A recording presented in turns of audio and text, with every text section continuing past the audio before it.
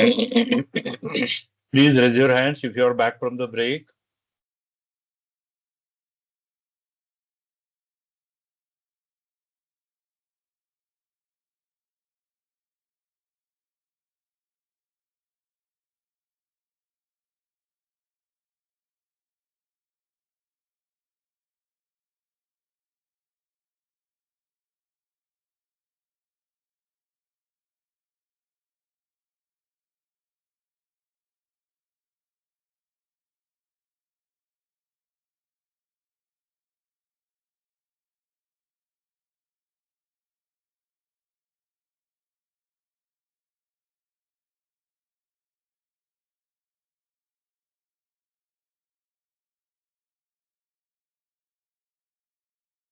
I can see 5 hands raised.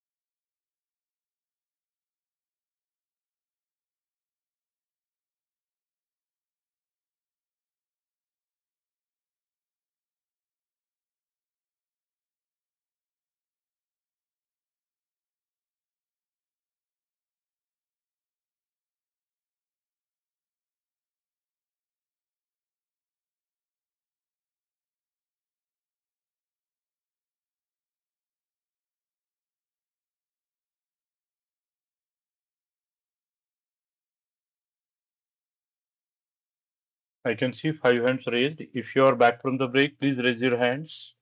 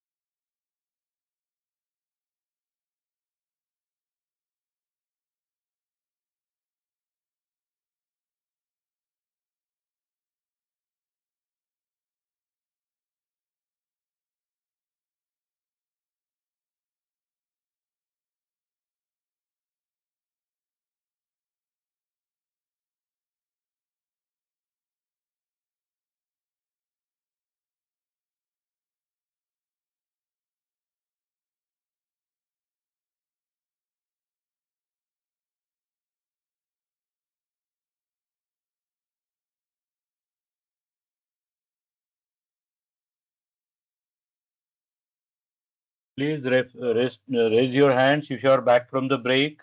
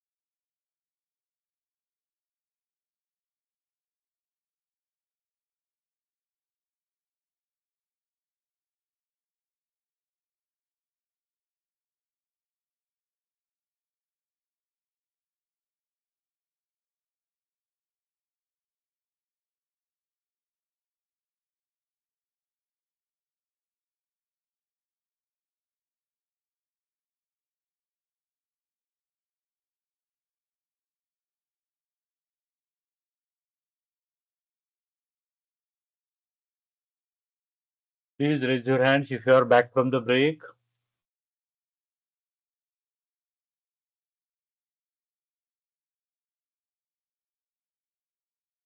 Hello, I can see only 5 hands raised.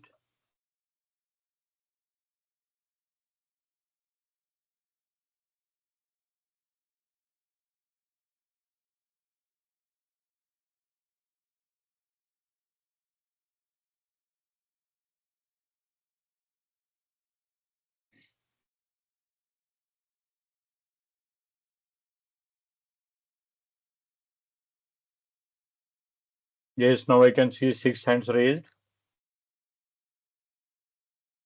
Okay, fine. I think let us start with it now. So I'm sharing my screen and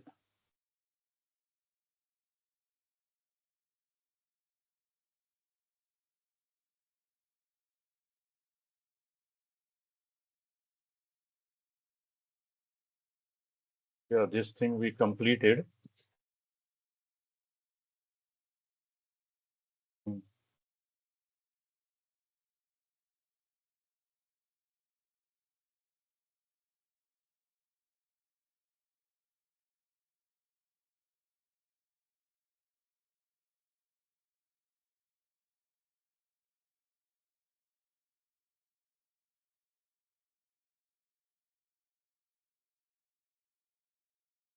Let me go to computer vision. Okay, let me cover computer vision. Thereafter, we will try to cover something about agents also. This is a new topic which has been introduced. Okay, so that also we will try to complete. So here I am in computer vision now. Hmm. Yeah, it can analyze the text. It can read images from the text. It can detect, analyze, and recognize faces. Okay, it can classify images, detect objects from the image, analyze videos. Okay, develop vision enabled generative AI application, generate images with AI. So lots of things it can do about images. So first of all, let us think of analyzing the image. Here I am analyzing the image. Okay, and let us do one small exercise also here. So introduction, let us have a quick introduction. Image analysis. So when you submit one image to it, it will analyze the image, whether it is a highway photograph, cars moving on the road, and tall buildings are there around, whether it is a sea beach, whether it is a forest, whether it is some shopping mall. Okay, accordingly, it will show you the analysis. So, how it shows the analysis, that also we will see. In case if there are some logos in the image or there is some text in the image, maybe in the form of the banners on the shop or hoardings there, we can read that content here. Face detection and analysis, video analysis, all these are the things that possible in Azure AI Vision. Okay, we can make all these things possible in Azure AI Vision. Okay, now whenever we are submitting an image to it, generate a caption for the image. We can ask it to generate a caption for the image. Okay, we can ask it to generate many captions for the image. We can ask it to submit to us the tags, what it observes in the image, and return different tags. Okay, all the objects detected in the image, detect and locate people in the image. All these things it can do in this computer vision service. So we simply have to create our provision computer vision resource. Okay, and we can create AI Foundry project. Okay, hub we can create, and there we can ask it to create multi-service resource. Okay, so step by step, whatever lab will ask us to do, we can do here. Okay, and thereafter then uh, uh, different methods can be called. we will have to create the client also in the same way we created a test client earlier. Here also we will have to create a client. And once we create a client, then it allows us to run different methods. See here, it is creating image analysis client. That client, as usual, like a text client, takes the endpoint and then authorization key. Okay, and then there is an analyze method. This analyze method will analyze the image and accordingly will return the result. Here it will return the result, and thereby, it will show the analysis. Now, what all it should return in the analysis, that can be submitted through something called as a visual features. What are all features out of these you want it to analyze, that you can submit as a parameter to the analyze method. Okay. Do you want to get tags from there, objects from there, caption from there? Many captions means they are calling it as a dense caption. People from there, smart cropping, it can be done. Read, extract readable text from that image, that is also possible. Okay. And what it does is, everything that what it observes like object, it returns the coordinates of that object. So you can use Python graphics to draw a rectangle around those coordinates to highlight those objects. Okay, so that is also possible. Let us go with some hands-on on this. Okay, I will do just one hands-on on images. Okay, we will try to do one more hands-on on text and yes, natural language processing, and then we will try to do second hands-on. I cannot commit, okay, because my priority is to do one hands-on on agents creation and agents management. Okay, so I am launching an exercise here. Okay, and fine. Analyze images. Okay, provision Azure AI Vision Service. So I have to go to the portal. Okay, and here then I have to create a computer vision resource. So I go to the portal first.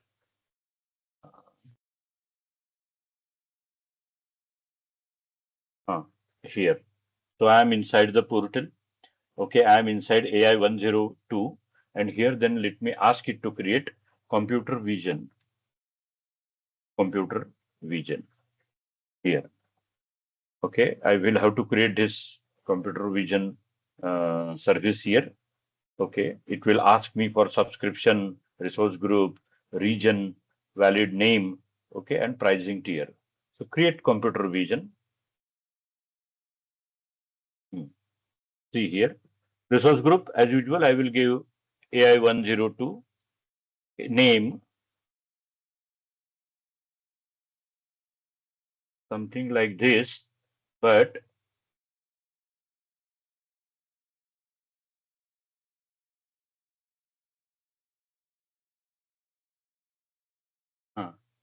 computer vision, compute vision. Yes, pricing tier.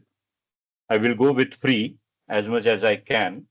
Okay, and then create and review and create. Okay, I think I have forgotten some settings in basics. This checkbox I forgot to check. Okay, create and view, and finally then create.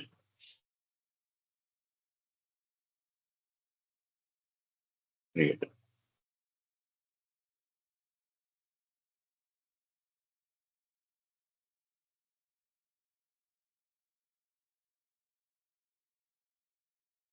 Okay, so once it is created, it will complete the provisioning.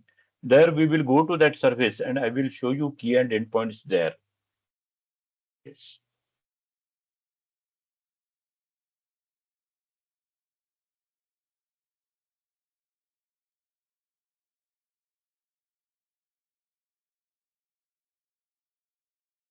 Okay, go to resource. The resource has been created, and here it has created the resource. If I go to computer vision, okay, here inside the resource management, keys and endpoints are there. Okay, and here key 1 and key 2, one of the keys I have to use, and here is the endpoint. So I will have to use endpoint also. Okay, coming back to the steps to follow here, what it says is develop an image analysis app with the Azure AI Vision SDK. Okay, for this purpose, it is asking me to go to the PowerShell classic version, resize the Cloud Shell pane, keys and endpoint page of computer.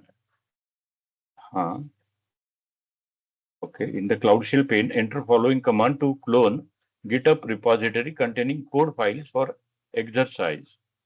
Okay, here it is asking me to use a Cloud Shell to download some files, okay, which we will uh,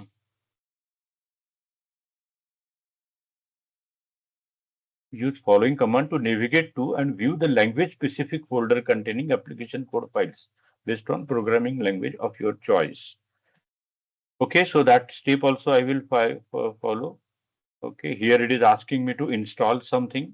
Okay, and activate.ps1. Those are steps I will have to follow. Okay, but I am surprised to see. Okay, in the Cloud Shell command line, enter following command to open the code file for the client application. Okay, and some code file I will have to open. Okay, and in that code file there is a Python code. Okay, exactly in the same way what we already have seen in Visual Studio Code.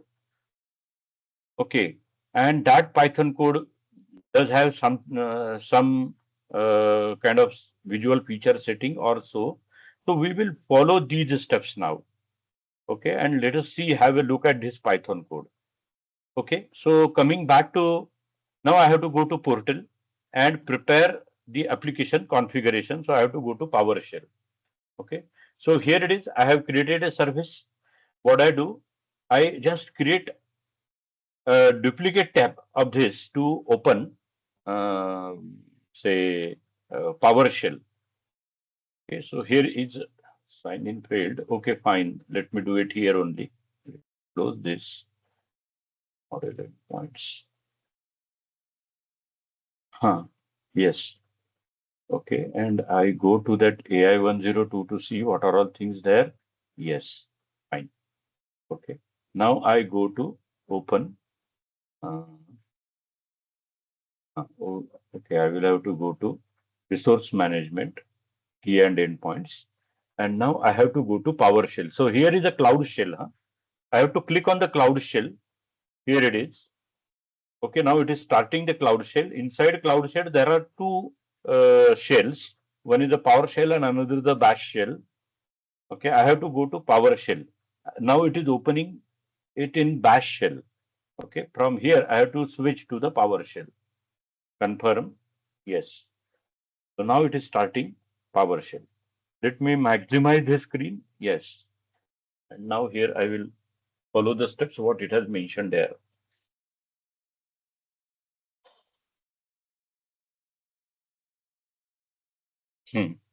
Yes.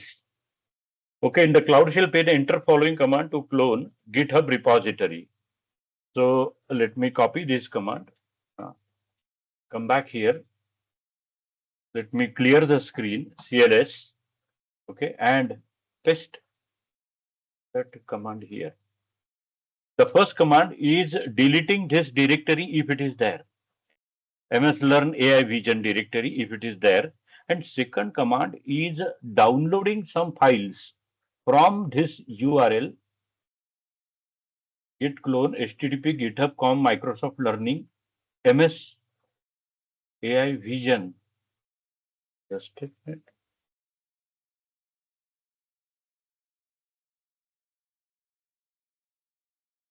Type the command or copy to clipboard and right click on the command line and paste the plain text. Fine. Let me press enter here. It will be downloading this from some GitHub lab into this directory, Chandra directory. Okay, so it is downloading the things into Chandra directory. Okay, ls, sorry, dir, and here it has downloaded the thing. What is the name of the directory? MS Learn AI Vision. Here it has downloaded the things in this lab. If I set prompt to it, cd MS Learn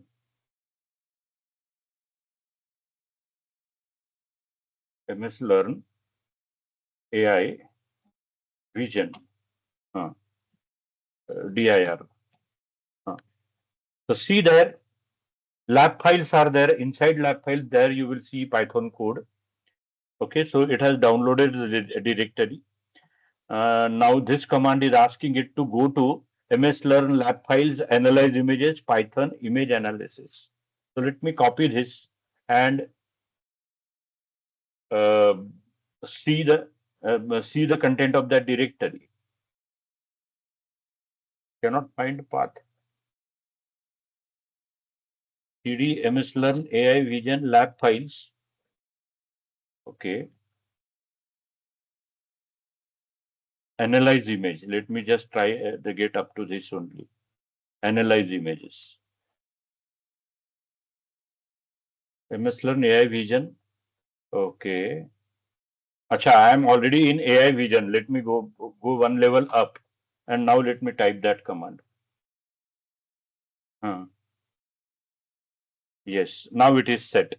Okay, let me clear the screen, and let us have a look at the content. So here you can see image analysis.py is available. Okay, if you see contents of images, okay, some of the images like building, person, street are already existing there. Yes. Okay, so uh, huh. Now here, just a minute, which prompt we have set it to? Okay, image analysis. In image analysis, this is something, okay, we need to install. Okay, image analysis uh, uh, package we need to install.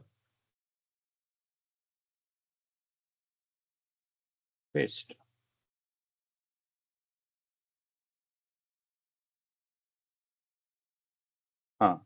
Activate.ps1. Okay, that is also executed, and it is now running pip install method.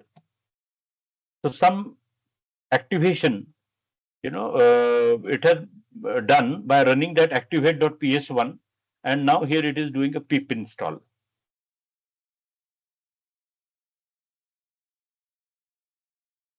So pip install basically installs Python libraries. As now we are planning to run Python, and in that Python file there are some vision specific API used. Okay, so vision specific API library has to be installed, and yes, its installation has been done here. So that installation has been done. Okay. Now next command is code space dot env. So env file we need to update now. Paste. Classic Cloud Shell, confirm. This feature is not available in current user experience, confirm. Yes.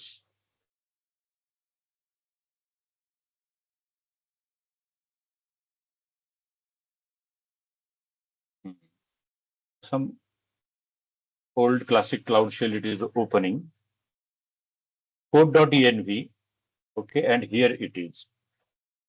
Now in code.env, just a minute. Update the configuration values it contains to reflect the endpoint. There are no configuration values here. Let me first of all verify where is this code.env.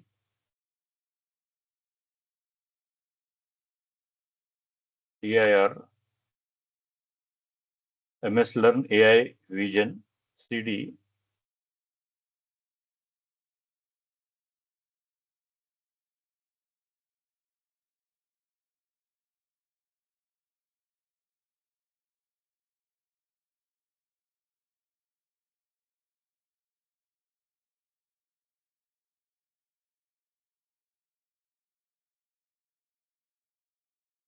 ms learn tab, no? It is not accepting tab.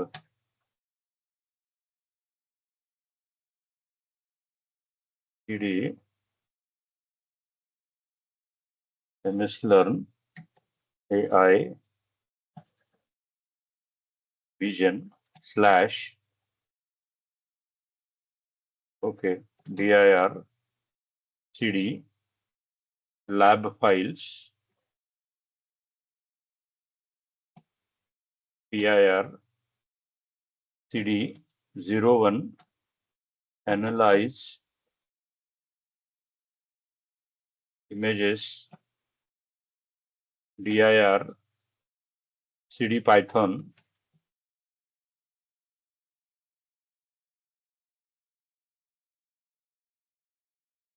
dir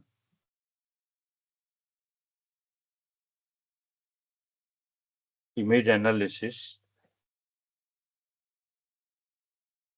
There is no env file here.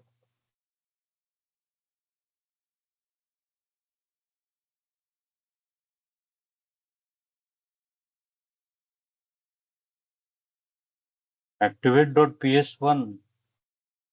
Let me put this to run again. Image analysis.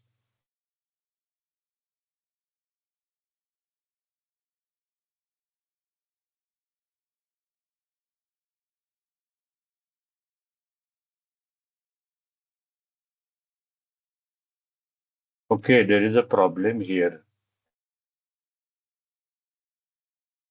Let me take it in notebook.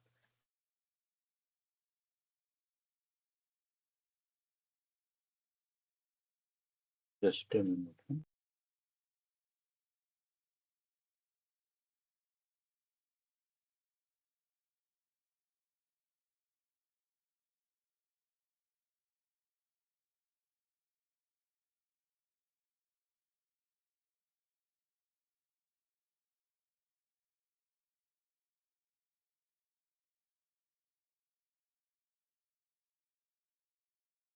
Now let me see dir Python.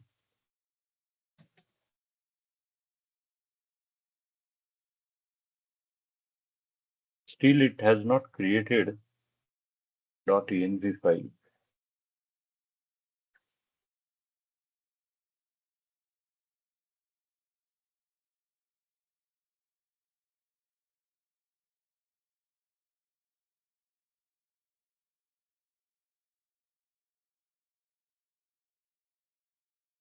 Okay, I will create this env file quickly. Just give me a minute. Let me see what are all names it has given to this file.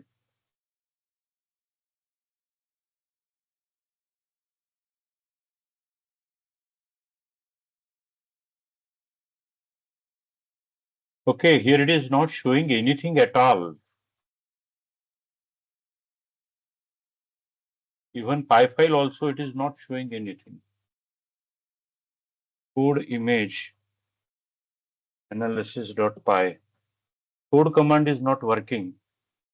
Perhaps type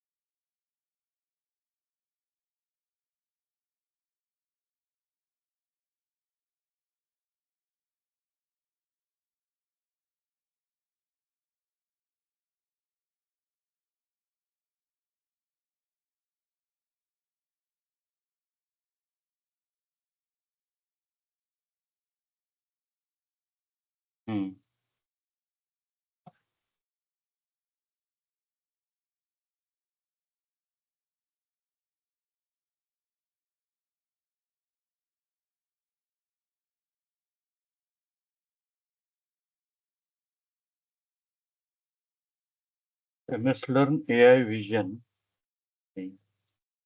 Tab does not work here. Spacebar is not working. Shift Shift does not work. Control does not work. Alter does not work.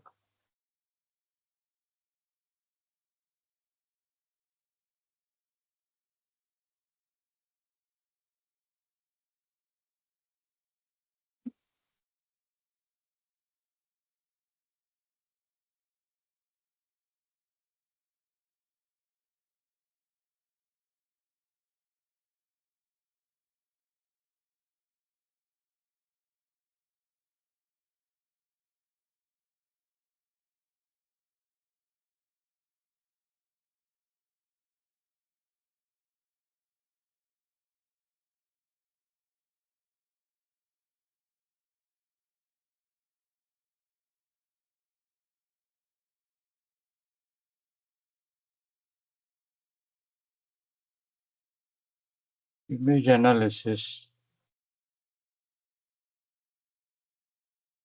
What kind of name is this? It should be .py or something, no? Image analysis py. Code command is not working. Type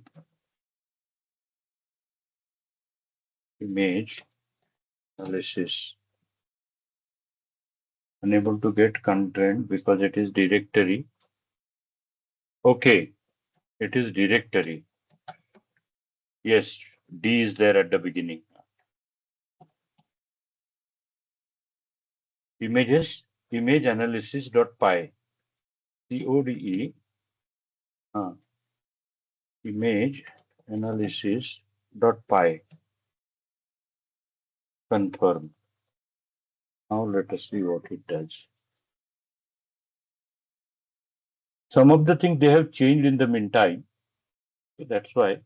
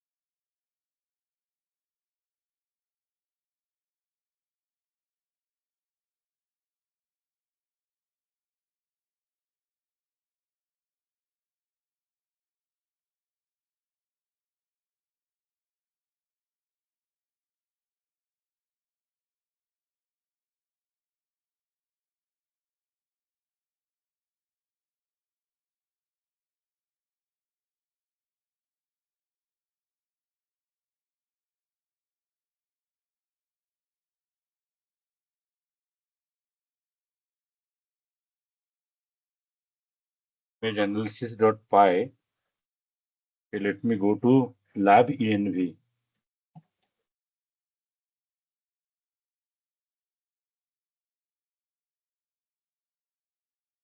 No, there is no .env file here in lib.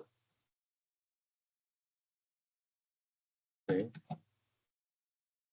This lab seems to be incomplete, but still let me try with CODE code image analysis.py. No, it is not showing anything here. It's not working properly.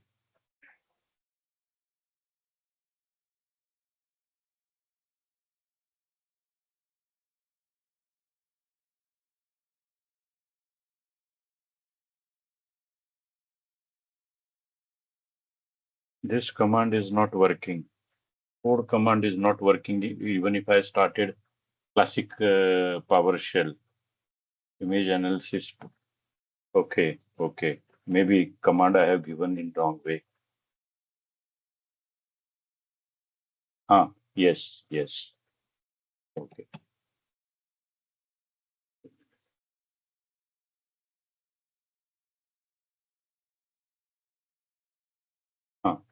Okay. So here it is asking me, this is the code. Now in this code, you will see this is something it has to have for .env file. Okay, now let me just find out where it is keeping .env file.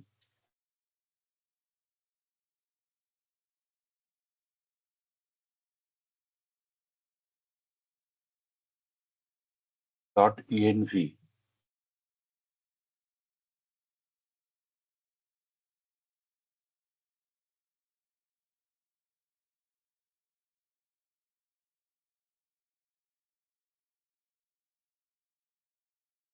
Yes, I am getting .env file. Okay, and in this .env file now, I am supposed to mention key. Okay, so I have copied a key and let me mention that key here, service key. Similarly, here is a URL. Okay, let me copy URL and let me mention URL here. Okay, let me save this file. Yes. Okay, and then let me open code file here. Yes. Add code to suggest a caption. Okay, so I have opened it. These are import commands what it is already giving to me. Okay, so I am copying these import commands, going to that file, okay, pasting those import commands here, and observe these import commands exactly what we are importing. So image analysis client, visual features, and Azure key credentials. So image analysis client is something which will be giving us API. Okay, here whatever AI service point and endpoint are to be loaded, that is being loaded. We have three images here, images.street.jpg and other images are there. We will just find out what are all images there and we will try this code to work on multiple images. Authenticate, the code to authenticate is to be brought now. So here is that code. See, image client is being created. Okay, so image analysis client endpoint is being submitted and credential key is being submitted.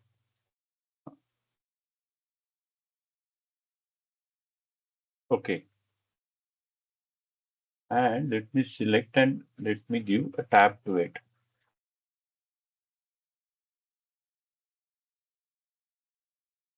Yes. Now let us write a code here to analyze the image. So what I am doing is I am bringing the code one by one from this document submitted. Okay, this is actually to analyze the image. See, you have to see this comment. Okay, copy this code and paste it for image analysis. Here it is. Okay, give appropriate tab to it. See, it is a Python. You have to be very careful about indentation. And here you observe what we are doing. We are opening that image file. This image file, what is mentioned here, okay, that file we are opening here at this place. And we are reading the image file into memory. Then here we are declaring what all things we need to analyze. So we need to analyze caption, dense caption, tags, objects, people. Okay, we need to analyze all these things. Get image captions. So the code to get the image captions, because whenever we will ask analysis client to analyze the image, okay, it will give me captions. Okay, so code for captioning I will have to copy from here. Here is get image captions. Copy this code. Okay, and then we will have a look to that code. Get image captions. Here I have copied the code and let me give it proper indentation. Yes, let me delete a comment. See, see here at this place on the client. Here is a client. CV client is a reference to the client. On the client, we are calling analyze method, submitting image to it and asking it to analyze for caption, dense caption, tags, object, people, and here it will give you result. And now that result we need to, so from that result, necessary factors we need to pick out. So here, result.caption, that is to be printed. Result.dense caption. Now, a dense caption brings the list of multiple captions, and that's why here is a for loop. Here is a for loop. Get image tags. So here is the code to get image tags. Just a minute. Before I get image tags, it is asking me to at least see captions. Okay. So copy and let me save it and let me put it to run. Paste. So here what it is going to do, let me tell you step by step that this is a command line parameter. So here it is reading the file name, okay, as a command line parameter. Here it will read the file name from the command line. Okay, here it will create image analysis caption by referring to endpoint and using Azure key credentials to authenticate itself to the service vision, computer vision service what we declared. Okay, here it is opening the data file, sorry, image file and getting it into the memory. And here it is doing actual analysis, okay, for these many visual features. And thereafter then, once you get the result, here it will show caption and image caption to me. Okay, let me put this much thing to run.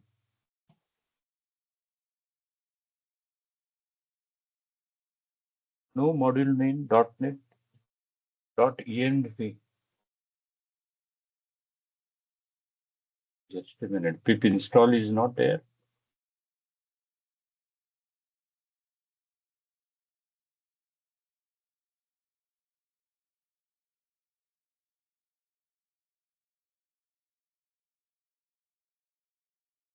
I already have executed this. Still, it is not working.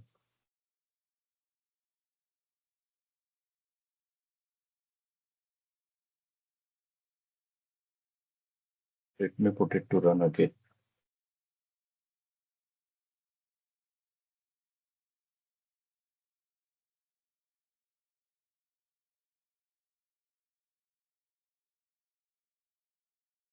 Unable to create directory.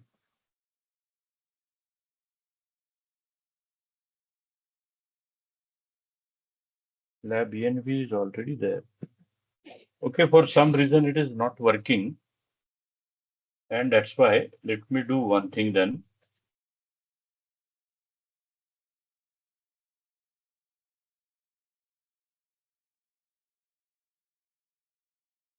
Let me install it separately from outside. Pip install.env is the command perhaps. Let me just verify. Pip command to install.env.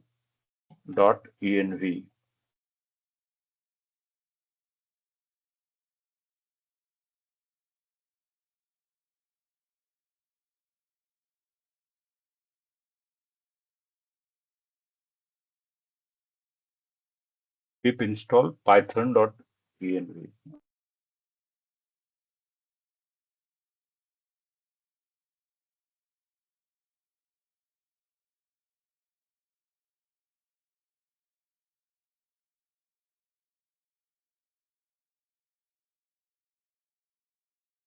Successfully installed. Okay, fine. Now let me put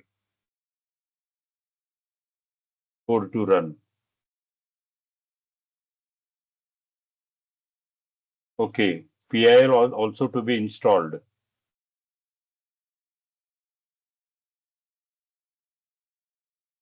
That lab is not proper.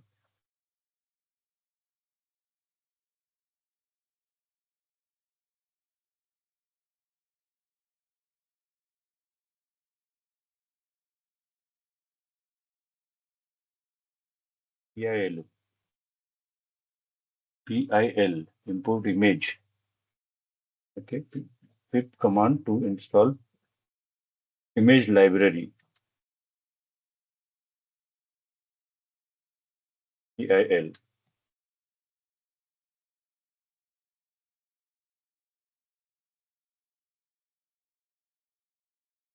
It is giving me pillow command.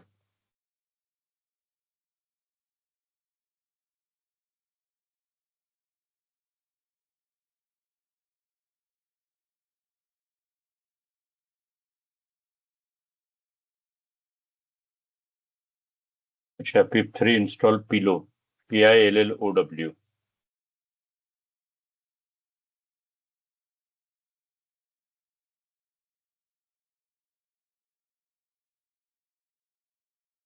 Okay, matplotlib.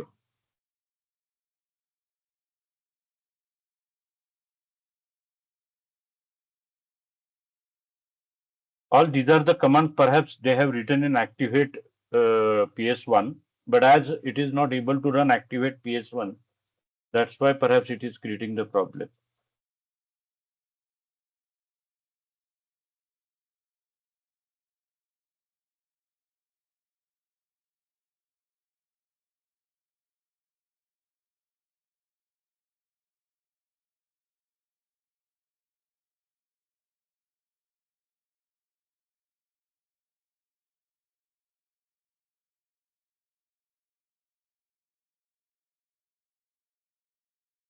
No module named Azure.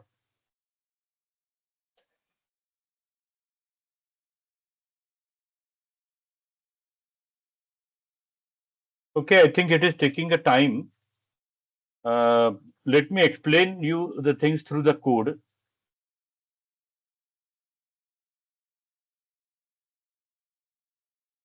So this way it will show us all captions. Okay, here it will show us all dense captions.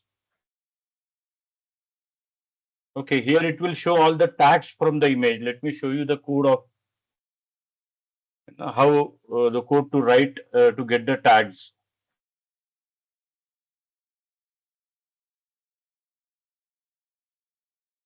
Captions,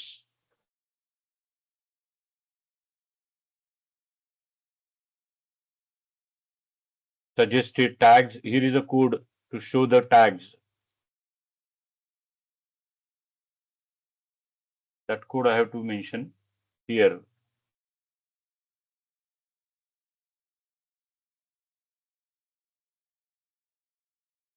Hmm. Yes. Objects in the image. Here it is. Detect and locate objects. Here it will locate objects in the image.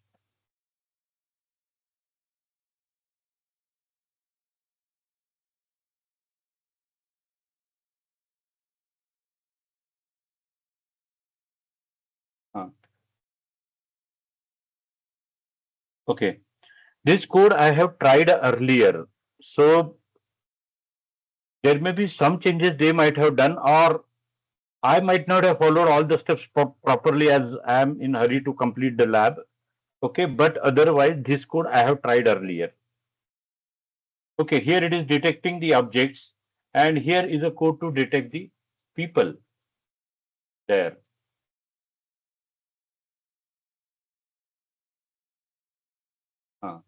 Here is a code to detect people.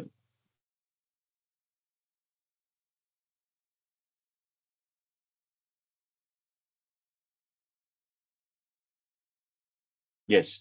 Now let us have a close look to this code. Captions we already had a look at. Okay, see result of tags. It will return with the least of the tags, and those tags then one by one you can print here by using for loop. Okay, here it will return all the objects from the image, and here the detected object. Okay, and those objects are being printed here, and with a show object method we may be drawing a boundary around those objects the way it is showing the boundary. Here it is showing the object, this is a car, this is a car, this is a dog. So it has identified these objects, and it is showing these objects surrounded by the boundary. In order to show the boundary, show object method is written, that also we have to write into this code.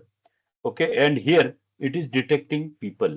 So in order to detect people, result or people, it will return, okay, all the coordinates of the people, and then show people will draw boundaries around people and their faces. Okay, so that's how this code. Acha, show object method is already here. Okay, it has already been written. Show people method is also there. Okay, but once you install all Python libraries, this code will work. Okay, so I don't doubt about any bug in the code.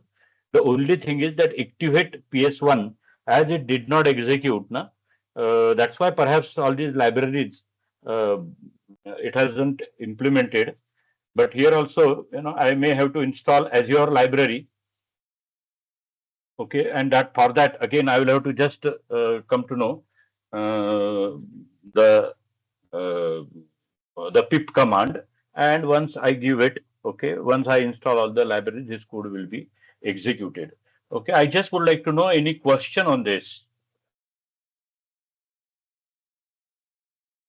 It might be using deep learning for analyzing the image, right? No, it is, see, it is a model. Model may have been deployed on deep learning environment. We don't have to bother about.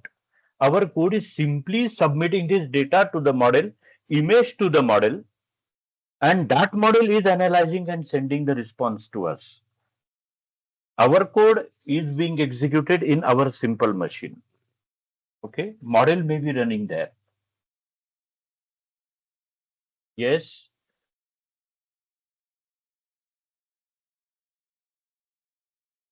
Okay, Rajiv wants me to do a quick recap of the session one. Okay, I will try to do somewhere in case if I can adjust. Okay, but I noted your point. Anybody has any other question? Please go ahead.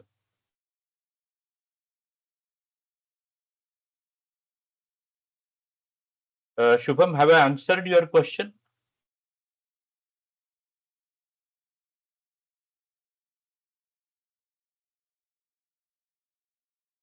Okay.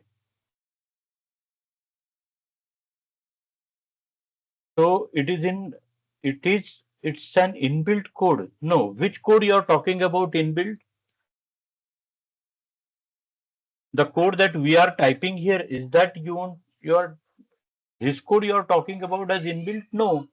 This is the client side developed code. Okay. The code that we are referring, this code is actually developed code. Sorry, this code is in we will use in development or application development. This code will go in our application. Whatever features we need in our application, whether we need tags, whether we need dense captions, accordingly, these visual features we will declare. But this code will go into our application. And the model is pre-built. Model is pre-built. It is already there on the cloud. Okay, when we created this service, which service we created? This service, CompuVision. This is a model actually. This service has that model. Have I answered that question?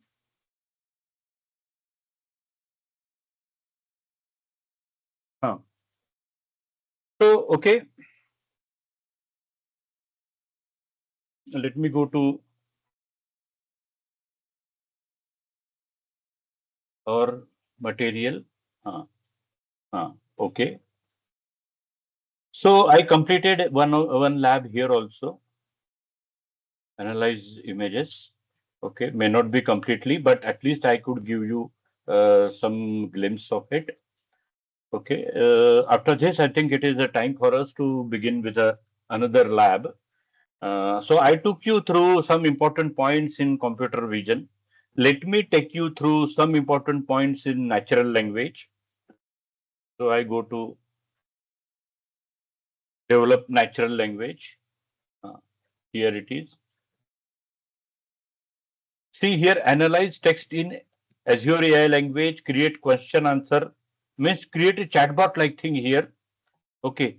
Build a conversational language understanding means something like what you call, uh, I in morning I already took that name, Alexa.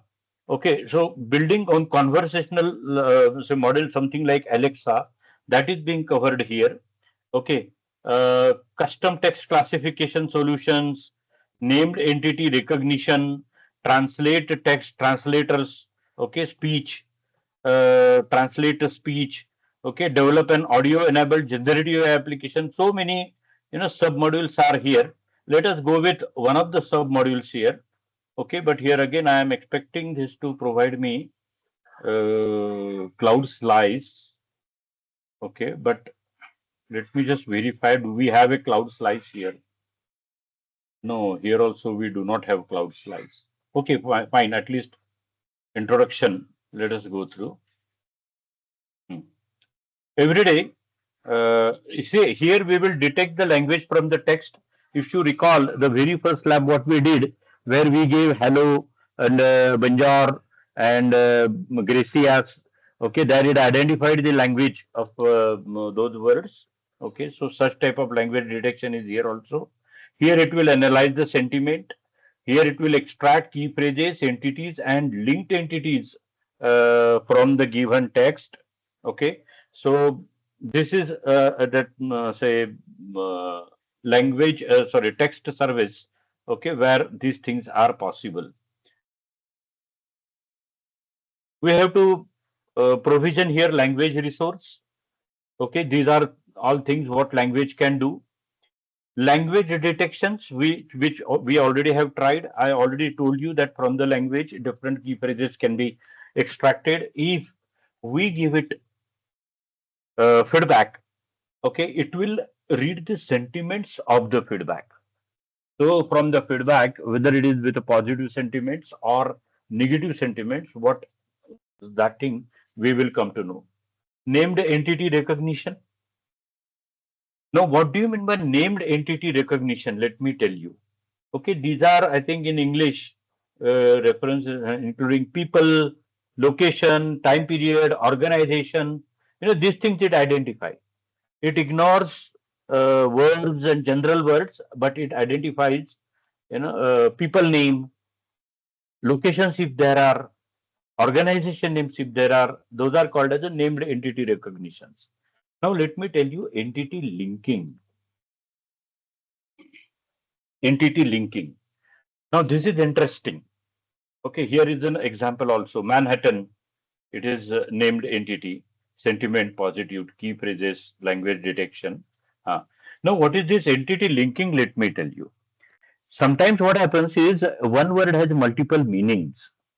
Okay, and then uh, you may be identifying entities. Okay, in key phrase extraction, but with what name? Because there are multiple meanings to the word.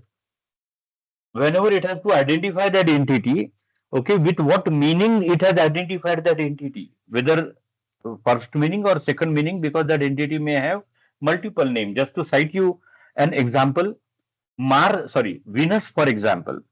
Venus is a goddess in Egyptian mythology, and Venus is a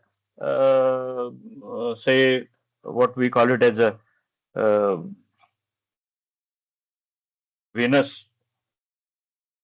What is Venus?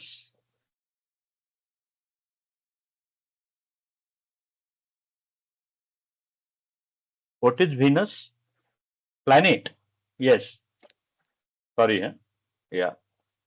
So it is planet also. With what meaning it will pick up Venus? Whether it will pick up Venus as a mythological figure or as a planet.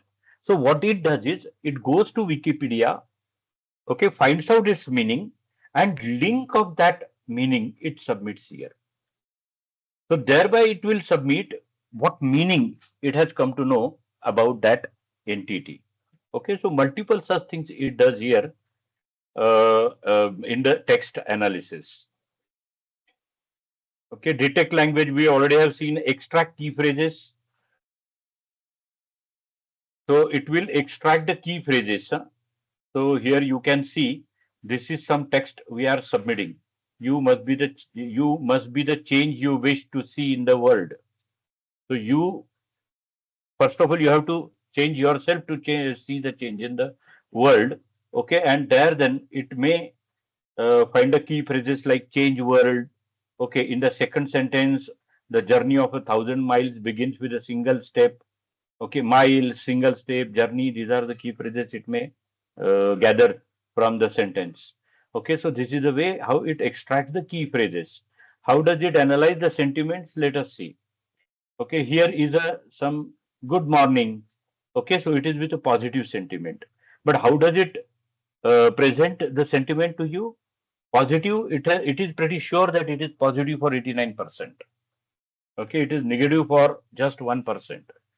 Okay, so that's way it mentions here. It's a sorry, it's a sentiment.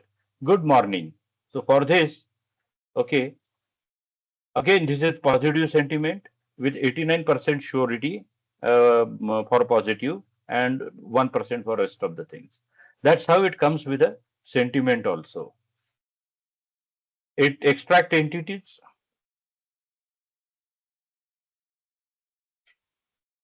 person, location, date time, organization, address, email, URL. These entities it will extract. So Joe went to London on Saturday. So it will extract Joe and it will mention category as person. London, category location. Saturday, category daytime. Okay, so see how it identifies the entities, and not only it is identifying entities, it is categorizing them also. Okay, so linked entities. I saw Venus shining. Acha, so same Venus example it has taken, and perhaps that is in my mind. Okay, so Venus. Okay, and here it will give you a link to the Wikipedia of what meaning it is considering of Venus. Okay, so these are called as the linked entities.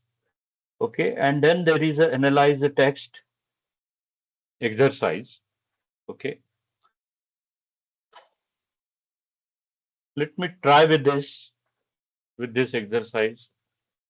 Okay, so but before that, just give me a minute to have a sip of water. Okay, and thereafter, step by step, we will try to go through this. Just be there. I am back. I will be back in a minute.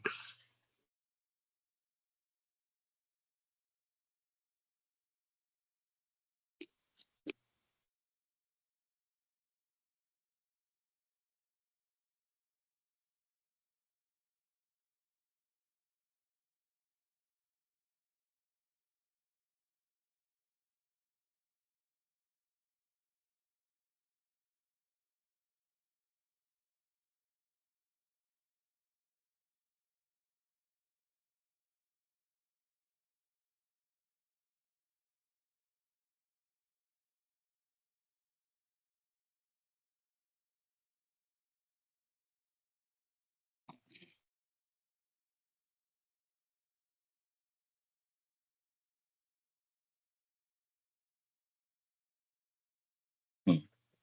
So these steps are asking me to go to the portal and create a language service there.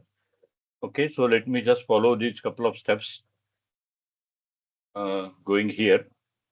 As of now, let me close Cloud Shell. This computer vision, let me delete this service as of now. So, computer vision,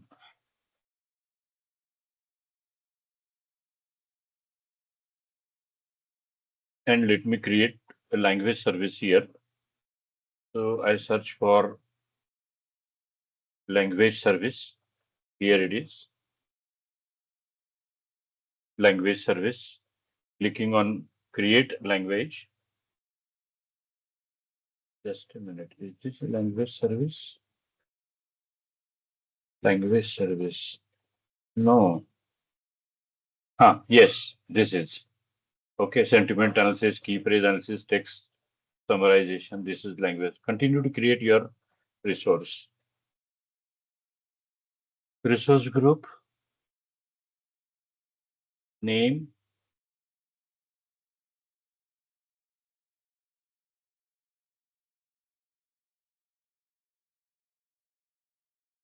language service, pricing tier, minimum, create, check this box, create,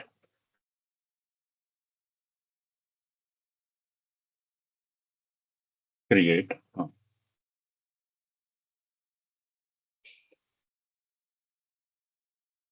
In the meantime, let me start Cloud Shell also.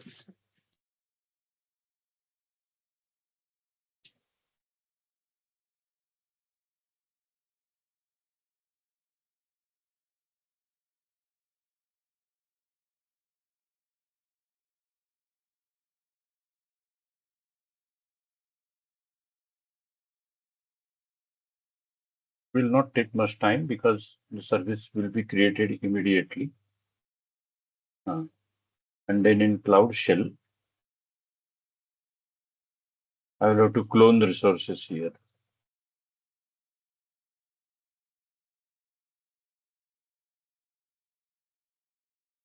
So copy this, go to resource, going to language service, and in resource management, observe there, key and endpoints are there. Okay, key and endpoints are there. Now let me run commands one by one here.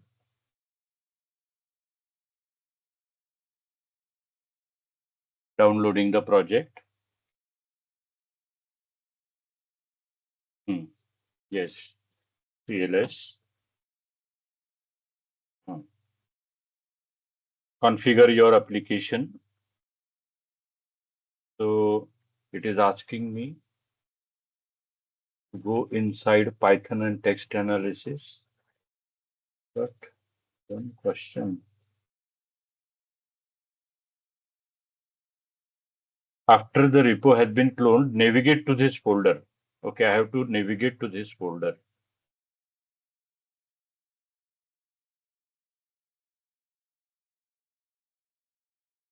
Press enter. Okay, dir. Here is a Python. Okay, I have to go to Python text analysis.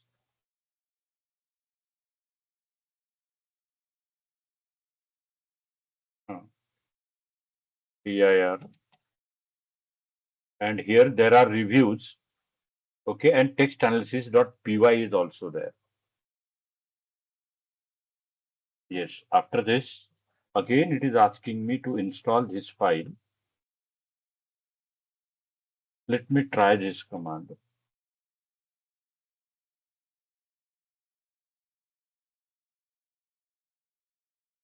If this command works, then fine. Okay, command is same. Bin activate.ps1.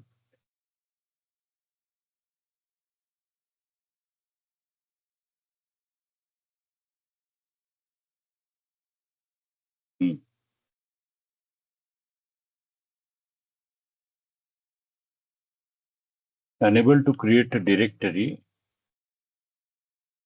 Lab env bin activate ps1.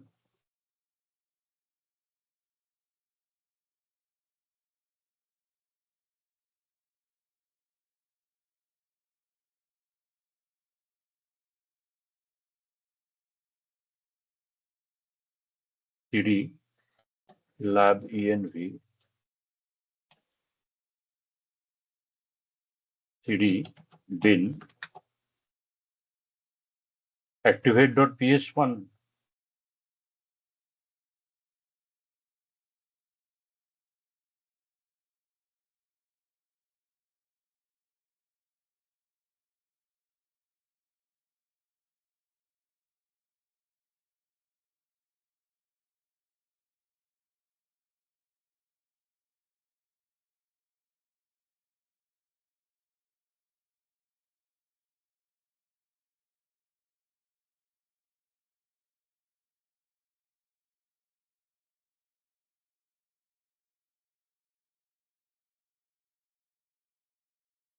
Python and env lab env activate.ps1.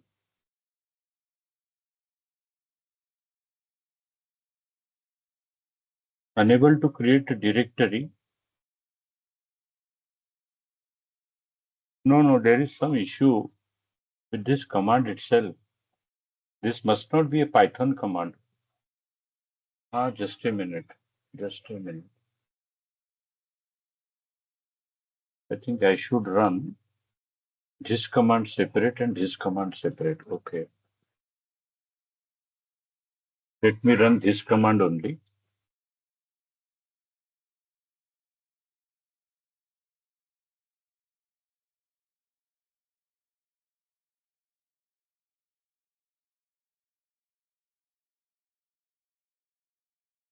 And then let me run this command.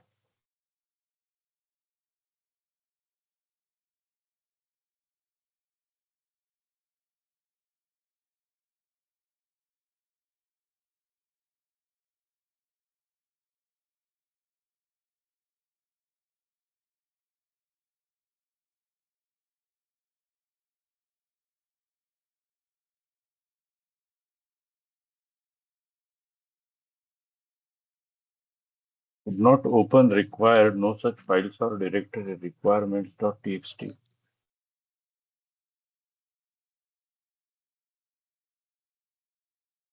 Acha, it is in, okay, text analysis.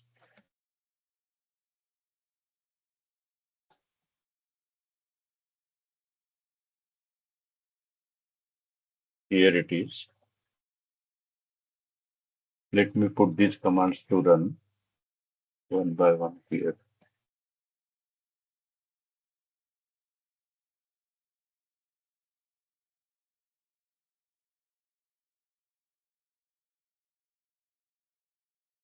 Okay, hopefully now it will work.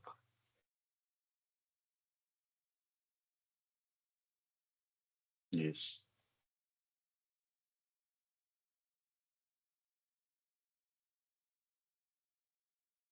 Okay, next command is code.env.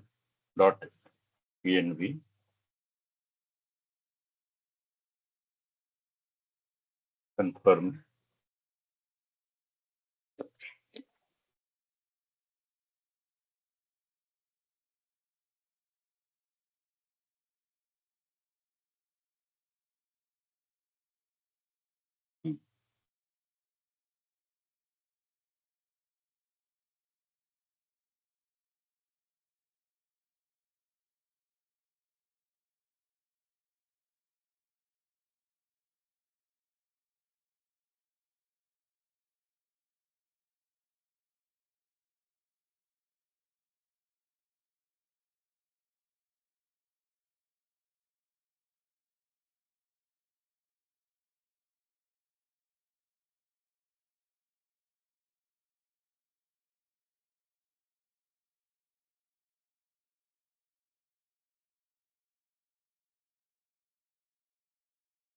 Yes.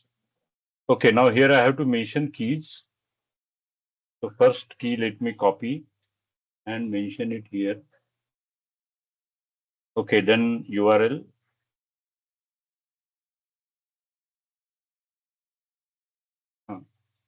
Yes. So this is done. Okay. And then I have to open the code file.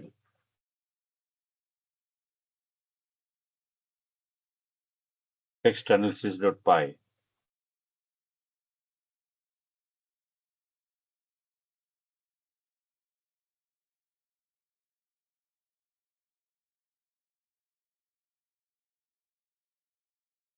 Code text analysis.py.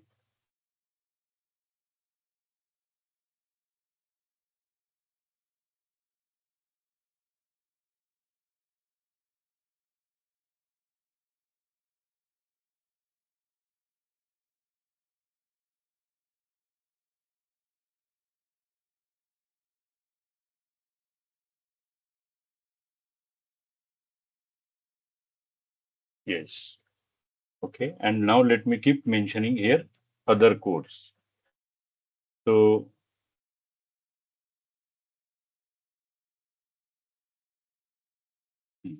these are all imports. Okay. Let me set the proper margin to them. Yes. Now here, if you have a look at the code, see this is text analysis client.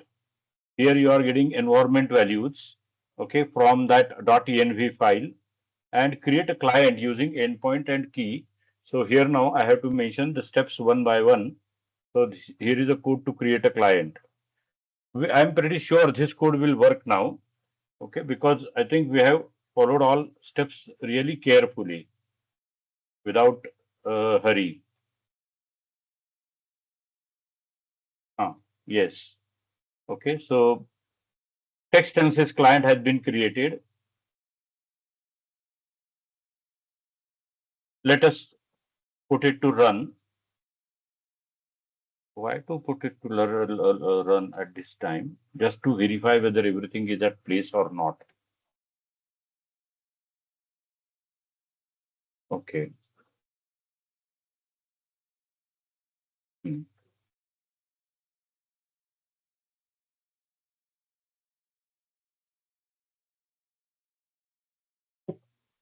No, no, it is still not working.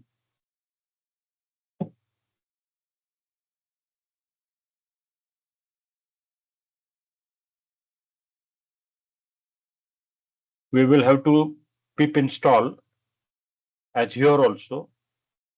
So let me just check, search for.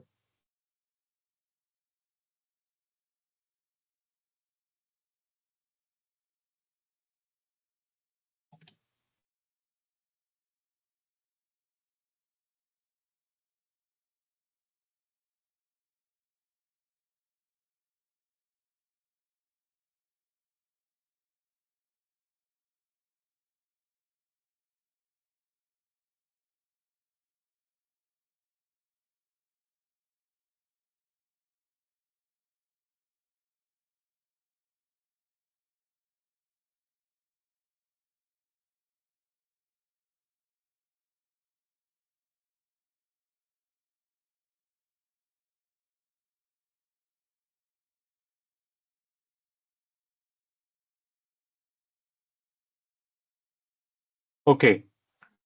So yes, it is showing me some output, and what output it is showing. If you have a look at the code, all feedback what it is showing to me. See here what this code is doing. That it is opening the text analysis client without doing anything with the client. What it is doing is from the review folder, the folder, it is reading feedback files from there and showing me the content of the feedback file. So here you can see this is one content, very noisy rooms are tiny and so on. Okay, this is the content in some different language. I cannot recognize it. Only text analysis will have to recognize. We stayed here in August and some different, comments are there. Okay, so it is able to read the file. Now let us get the language. Okay, so let us find a code to get the language. Detect language. Here it is. Copy.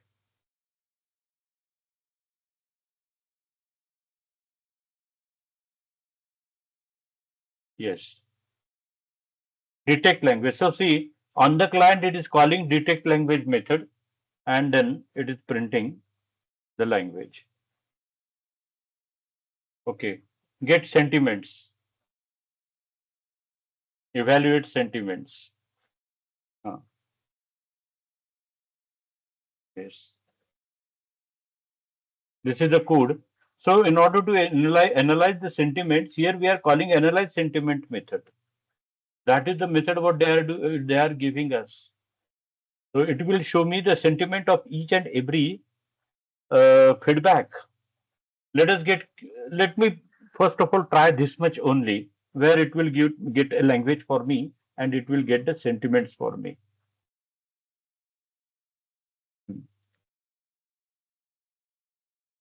Yes, CLS, and let me put the file to run again. And here then we will have to.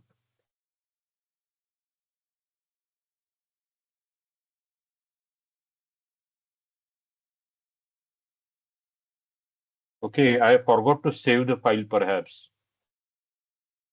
Save. Yes. Okay, and now.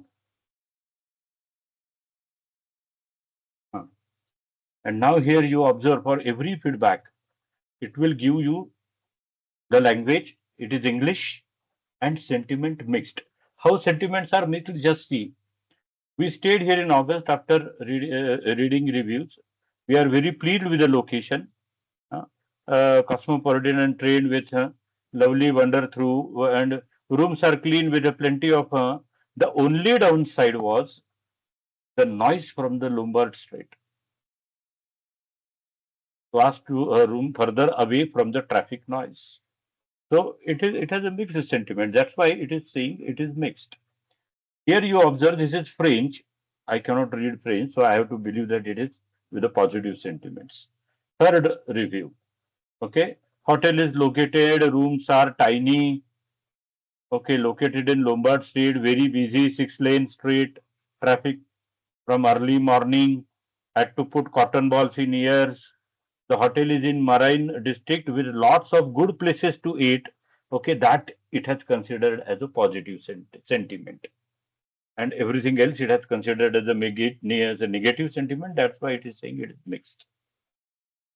This is old hotel. Okay, so negative sentiment.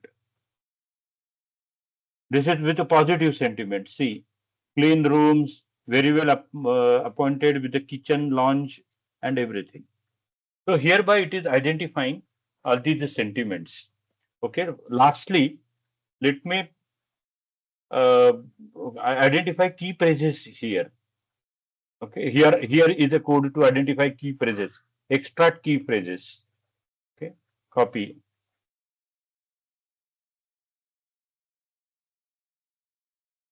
Hmm.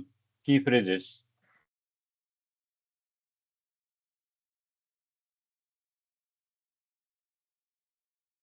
Hmm. So here it will identify all key phrases by calling extract key phrases method. Get entities,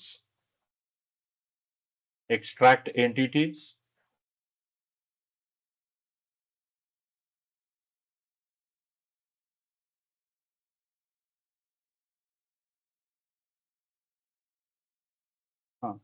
And finally, get linked entities.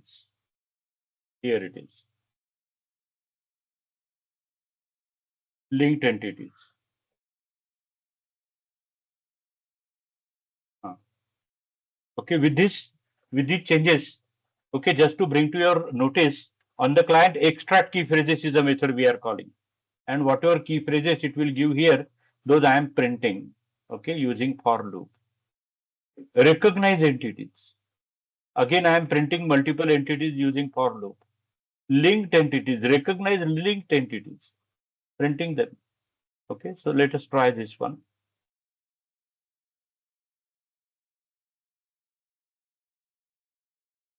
Now, one thing let me do, okay, let me comment earlier code. Otherwise, it will give me very long output. Or let it be there. Okay.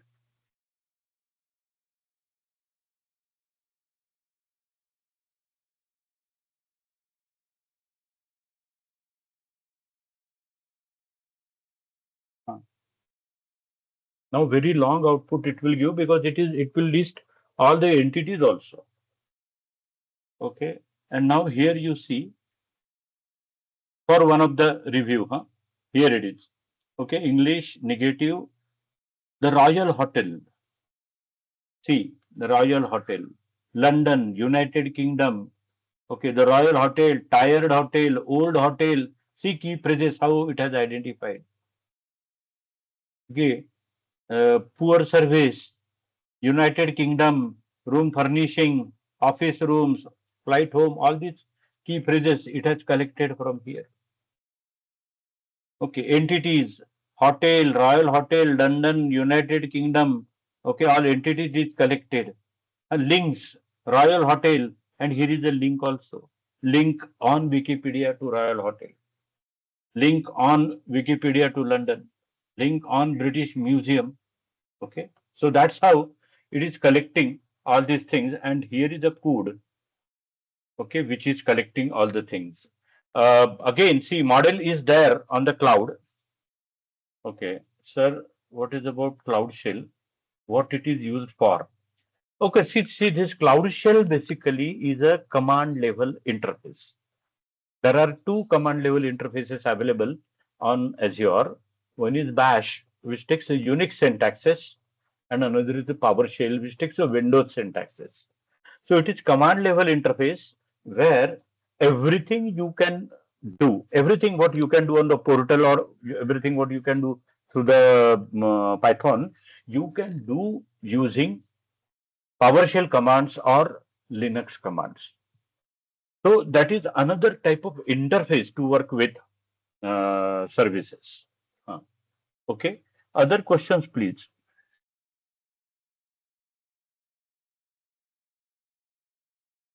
Other questions, please.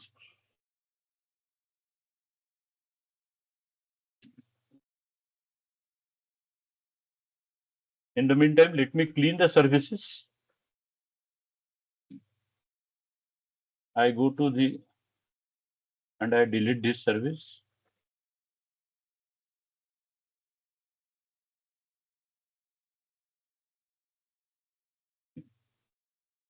In the meantime, let me clean resources. And you please go ahead with your questions, if any. Yes. And you know the Azure, whenever you work, the moment you complete working over there, do not forget to delete the services. Otherwise, these services will keep billing you.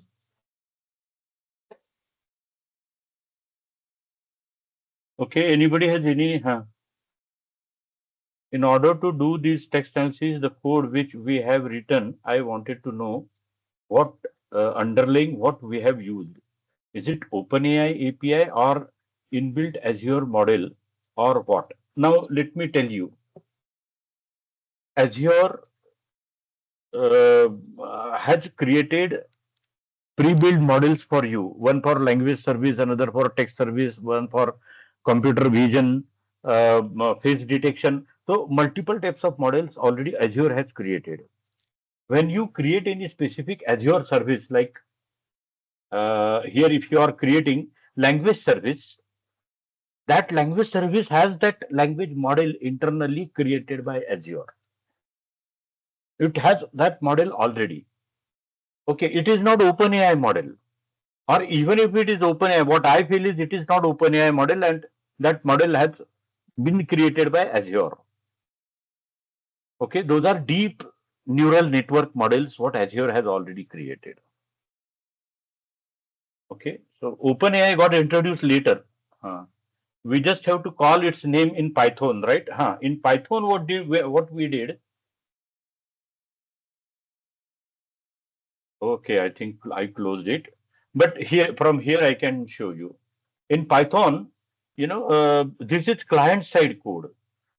Okay, so we created the service, and that service we did access here for sentiment analysis purpose or identifying key phrases. So that service here we are accessing. We just have to call these names in Python. Yes, and in order to call that service, okay, two things we are needing here. One is say key that we set in .env and URL. Key and URL. Only two things we set here. Yes. Okay. So I think it is a time for us to take a tea break. Okay. Post tea break, I will start with a agent. Okay. So then let us take a tea break for 15 minutes. I will go.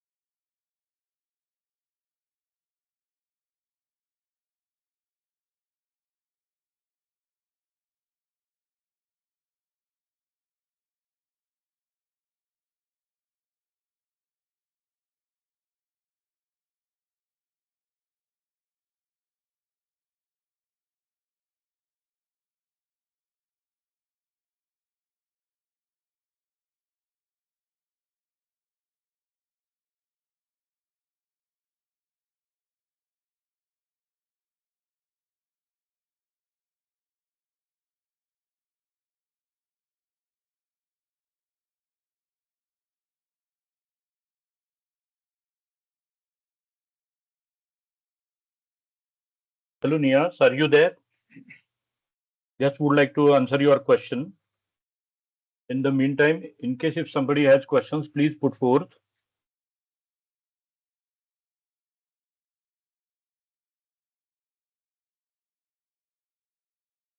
Am I audible there? Yeah, thanks.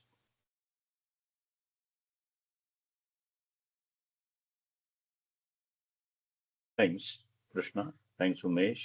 Thanks, Shubham.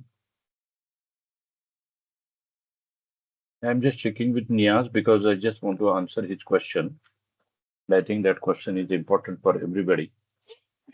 But in the meantime, in case you have some question, please go ahead.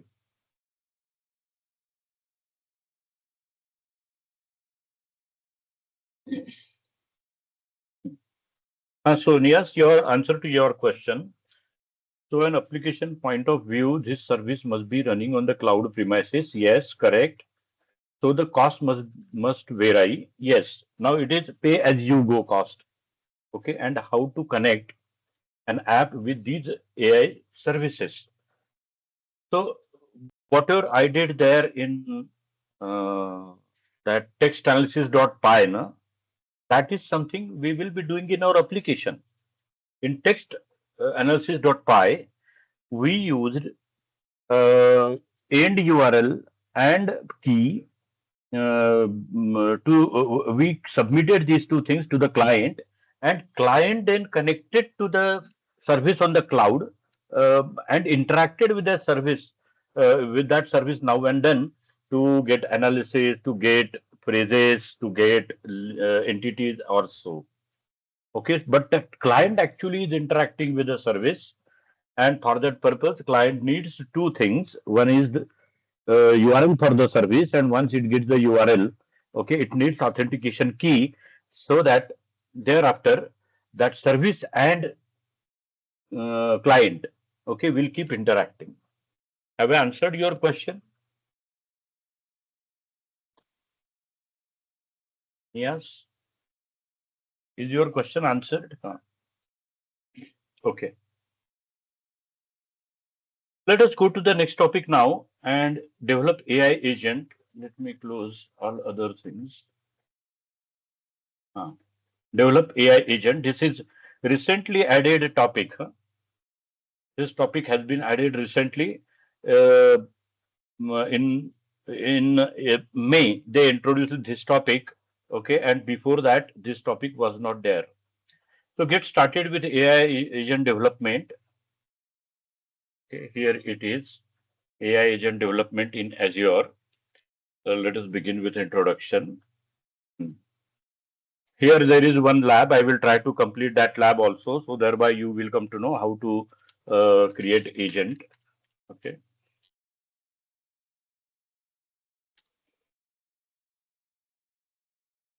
Hmm.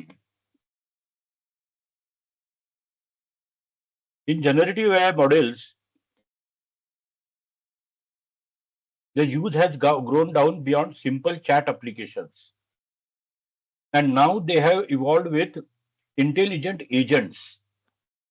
These agents actually communicate in between you and the model. Hmm.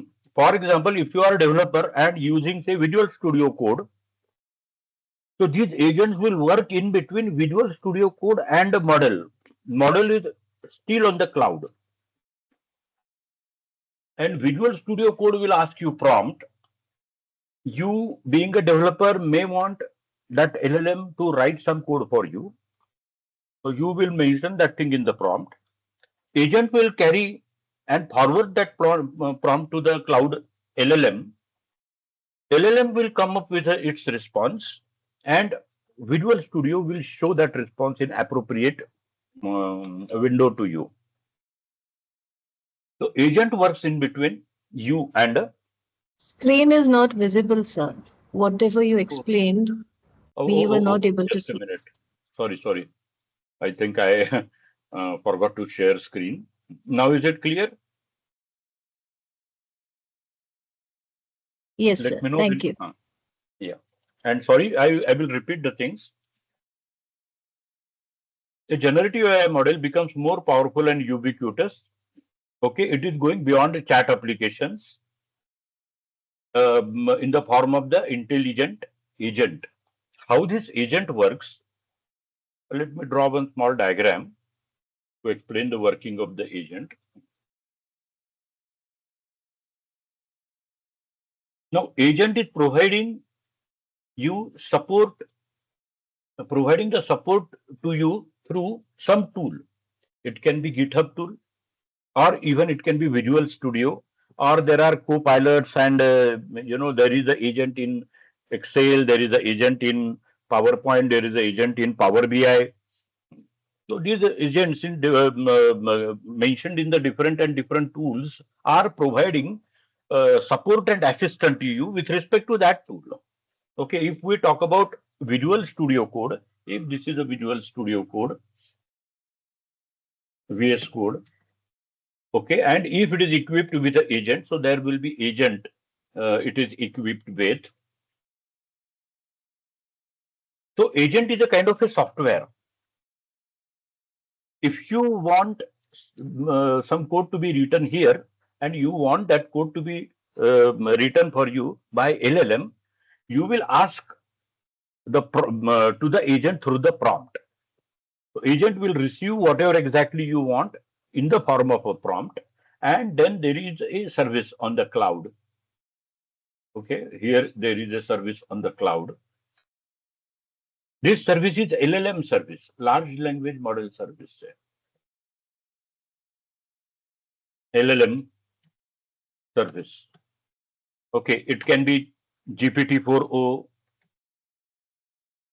GPT 4o, or it can be Llama, it can be DeepSeek.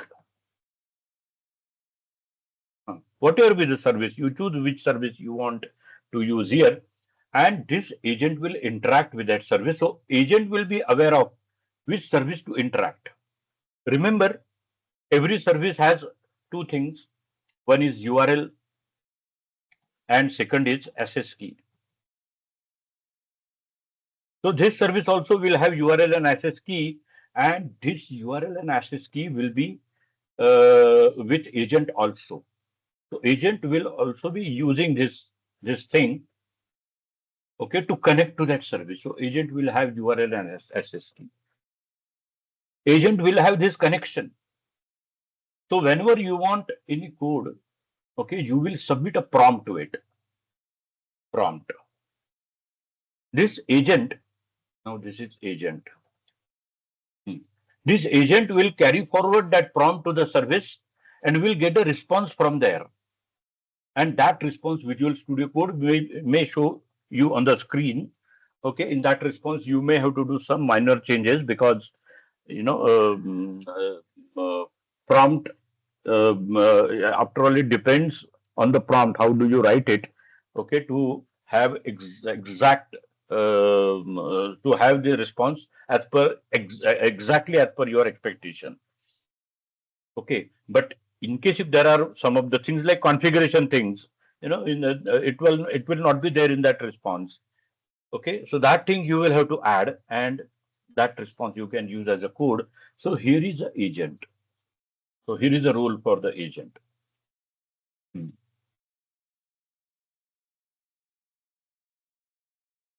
AI agents are smart software services that combine generative AI models with a contextual data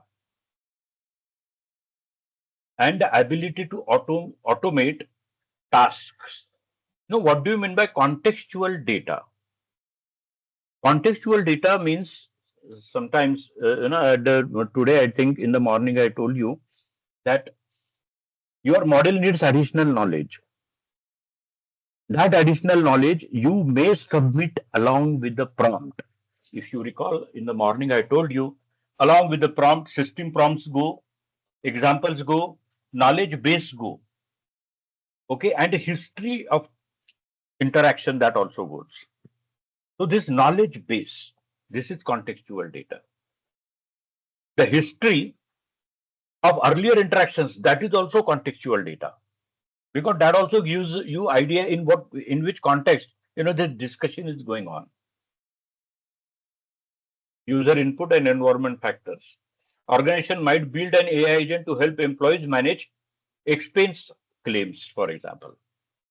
You want to build a AI agent in your application software, to deal with the expense claims. The agent might use a generative model combined with corporate expense policy documentation. Now, there is a Llama or GPT models. They do not know the expense policy of your company.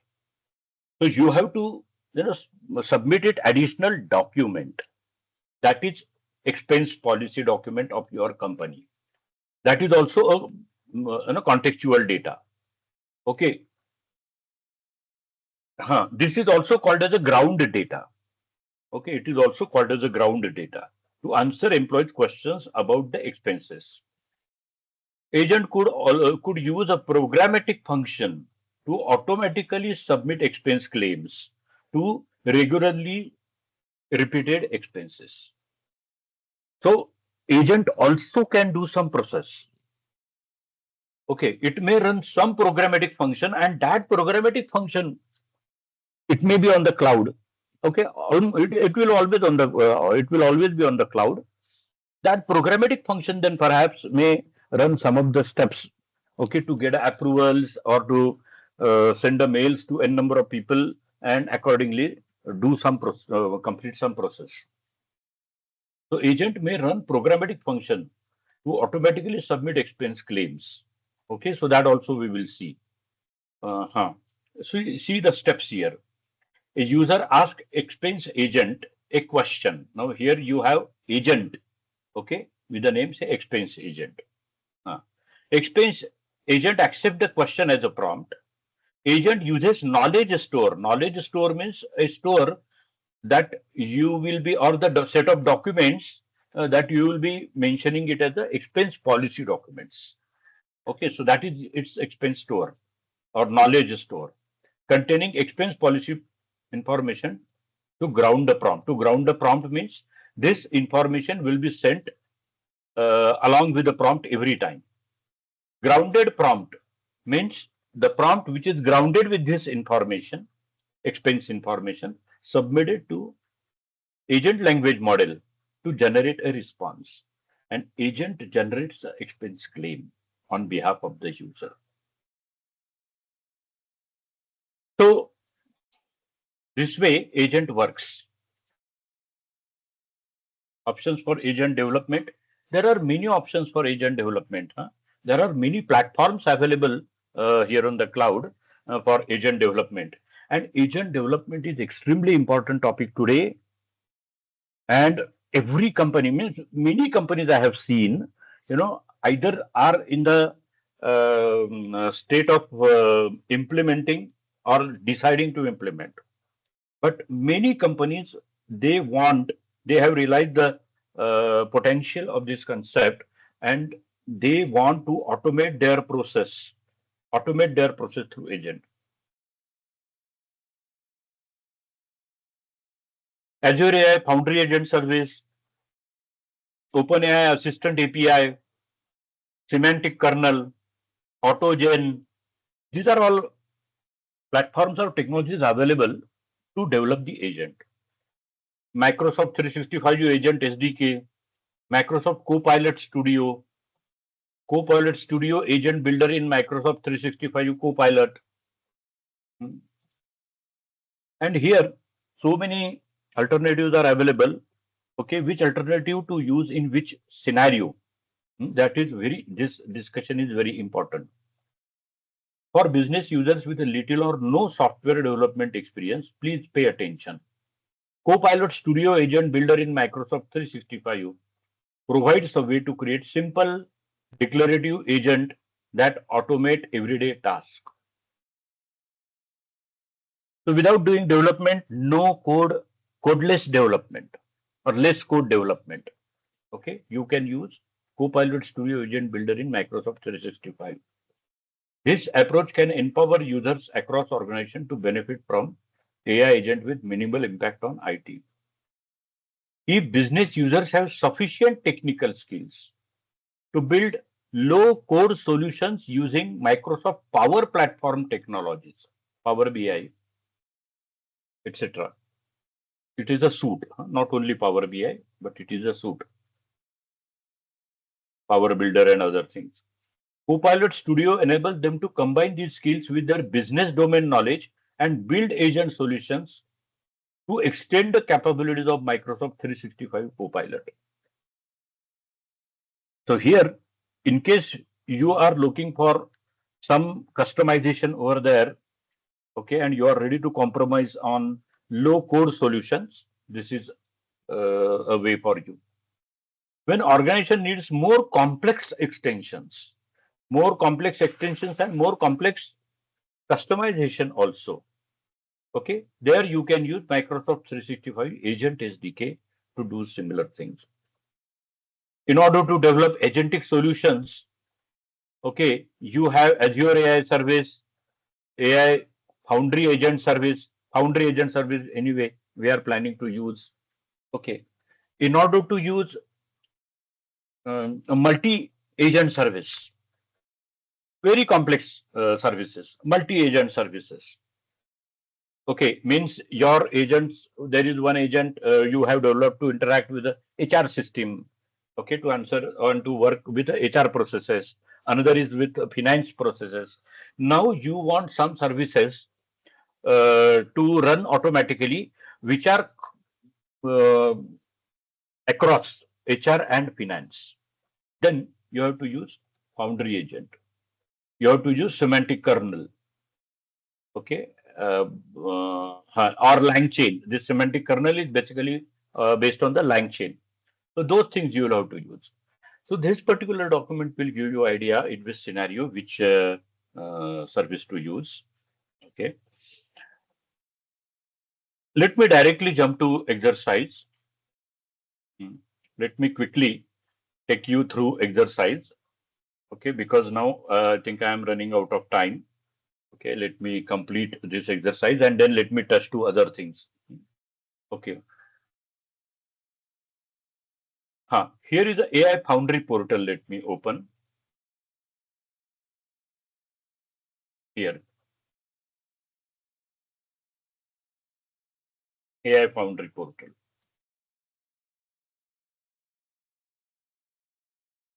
We will create one agent here. We will submit some knowledge base to that agent. Okay, and we will see how its answers are changing. Yes. Select create an agent. So somewhere create an agent. Here it is. It is asking me project name. So project. Okay, CBDS 2000 and AI-102. Okay. Here resource group AI-102. Okay, Foundry resource. So project AI-10 Foundry resource. Okay, I think fine. Let us go to public network access region ES2. Let me click on create. It will take some time to create this project. Okay, this much information I already have given to it. Okay, select create and wait for project. And then finally it is asking me to select for model to deploy.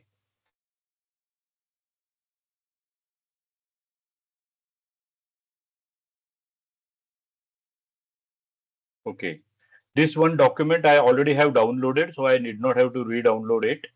Okay, we will start creating the agent once project is deployed. So let us wait for a minute. In the meantime, let me check with you. Have you understood what exactly agent is? What is its role?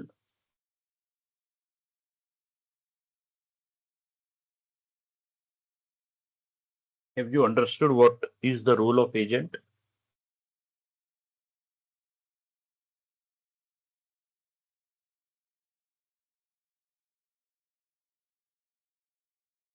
Okay. So shall I explain it again? what is the role of the agent?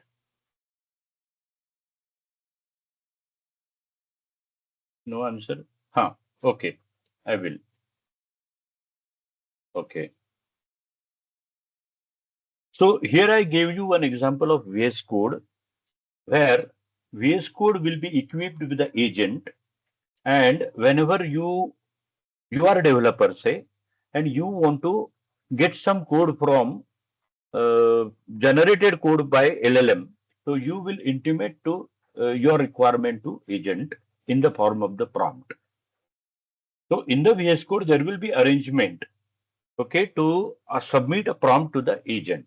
What agent will do will, agent has already connected to some LLM service on the cloud. Agent will interact with that service. Okay, agent will interact with the service, will bring the code written by that service back into the VS Code, and it will ask you. It may bring two, three codes. Okay, and it will ask you which out of these two, three codes you want to choose for your development. You will choose one of the codes. That code may not be meeting your 100% requirements. You may have to change file name. You may have to change file path. You may have to change some of the parameters over there. Okay, you will change some of the things over there, but otherwise most of the code will be useful to you. So this is a kind of agent that you can use in VS Code. A similar kind of agent, not exactly similar, but there will be another agent, okay, maybe in Word. Here is a Word, and there we may be having agent, okay, here is that agent. Now the purpose of this agent is different. This agent also will have URL and access key. And once it gets URL and access key, okay, this agent will also get connected to the LLM service. But how we will use this URL? We may be asking this URL through the prompt, what kind of text you want this LLM to write for you. What kind of text? So that you will submit in the form of the prompt. Prompt. So this agent will communicate your prompt to the LLM, and from the LLM it will get the description and the text, okay, that will be populated within the Word document. So that's how these agents work.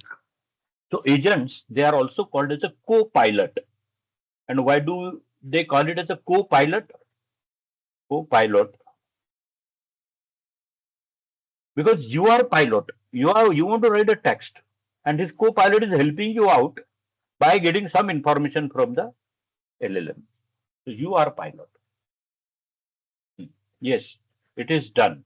Okay, it has been successfully done. Model deployment. I want to go with GPT-4o. So that model I am selecting, clicking on the next, and now it is installing GPT-4o. It has deployed GPT-4o, and here is the agent playground I have got. Agent name.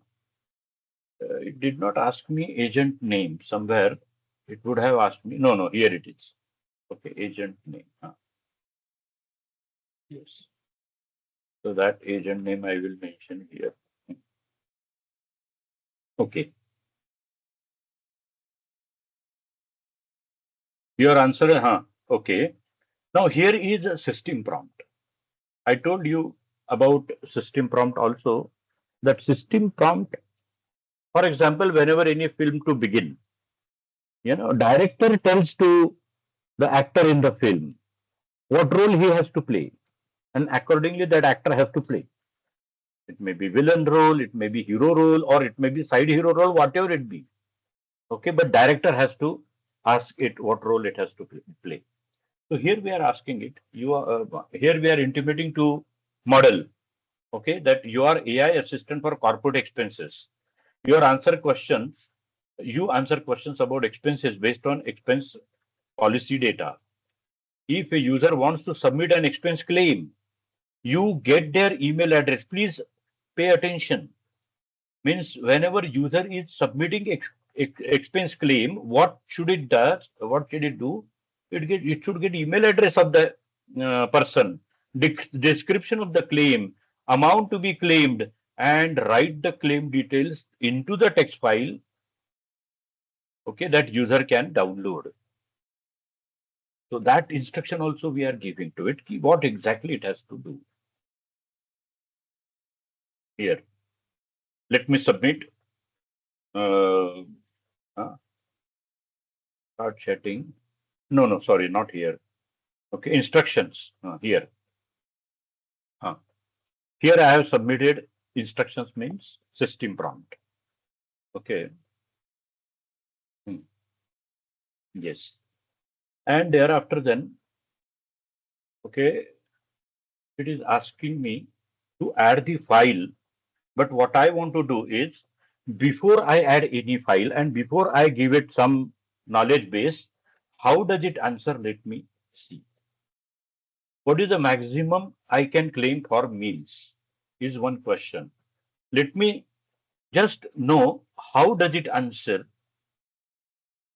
okay, on this question.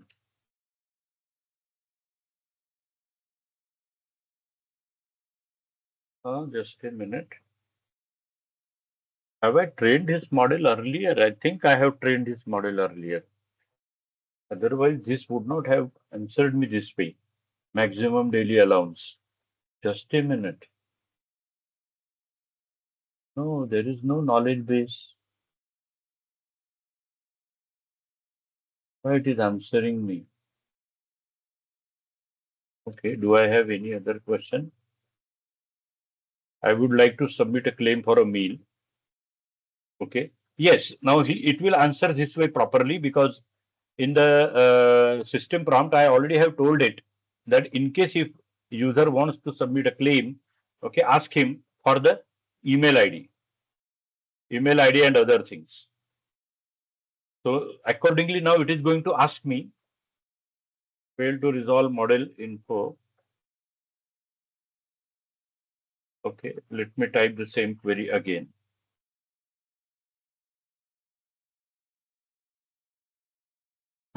See, as per the instructions here, it is asking for email address, description, claim, amount, everything.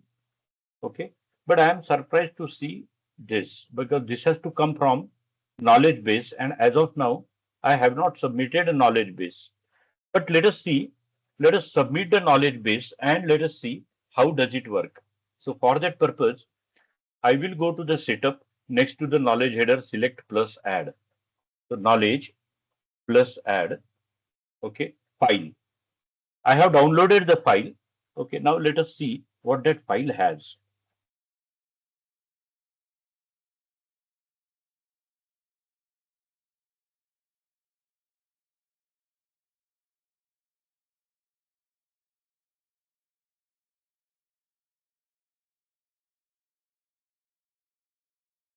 Here is that file. Expense policy. Dollar per trip, 150 per night, 50 per day.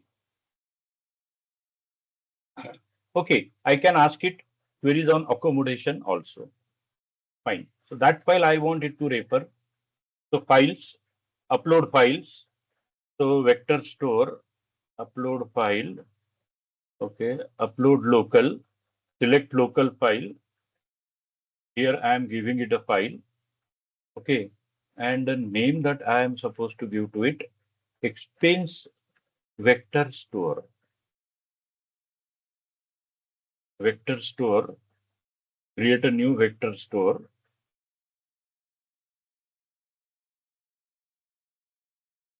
Yes, upload and save. Upload and save. So here it has added a file. This file it has added. Okay, and then next thing what I have to do is a code interpreter. Expense voucher for it is listed. Knowledge action plus add section code interpreter, and then select save.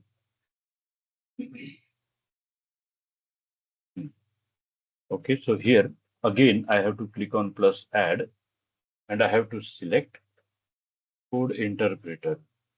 Just a minute, where it is? Search fabric. No, close. Okay, is it in knowledge or action? Action. It is in action. Here it is. Code interpreter. Code interpreter. Just a minute. Cancel. Code interpreter. Read and interpret information from dataset, generate code, and create graphs and charts. This is the purpose of the code interpreter. So that I select because it has to read the information from that file. Interpret information from the data set. It can generate the code. Okay, I will not upload anything here. So yes, code interpreter, and here it is ready. I would like to submit a clue. Now okay, this thing. Let me submit again. What is the maximum I can claim for meals? Here. Now let me see. But after this, do I need to agent ID setup? Yes. Okay, saved. No. It has been saved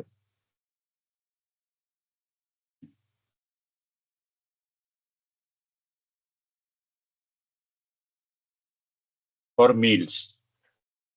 Okay, it is generating the response. And what else I can ask to it? Accommodation also. The maximum you can claim for meals is $50 per day according to corporate expense policy. Let me know if you need any further clarification or you would like assistance in submitting the claim. See how nicely it has given you the answer.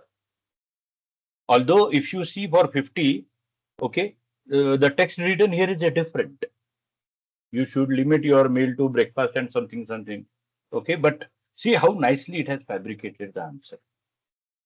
That is what your agent can do and can get very elaborative answer from LLM accommodation.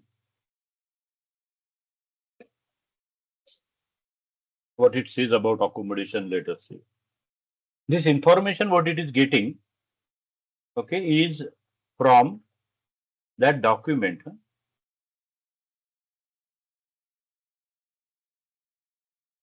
Accommodation. I don't remember the spelling. Accommodation. Acha, double C and double O. Okay. Let me adjust the token. Perhaps it is running out of token size, but still let me try once. Accommodation. Or otherwise, then I will adjust the token. No, I need to adjust the token.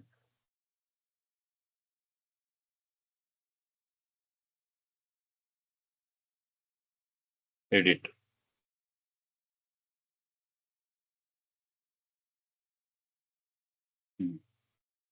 Let me give it very large token.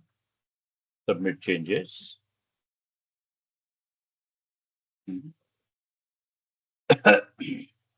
Go back to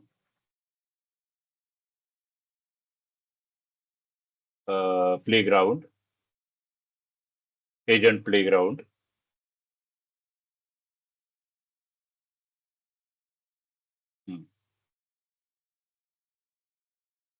And let me run similar query here. Accommodation. And now let me see how does it answer. Yes. Adjust your token. No, now it should show me.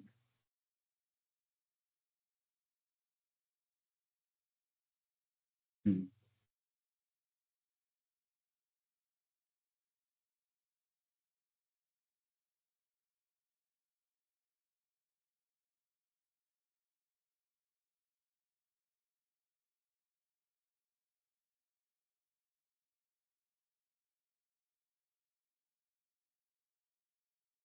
Now it is taking longer time to generate a response.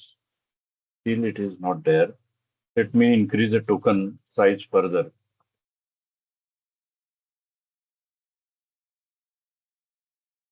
And let me take it maximum now. Now hopefully it should work.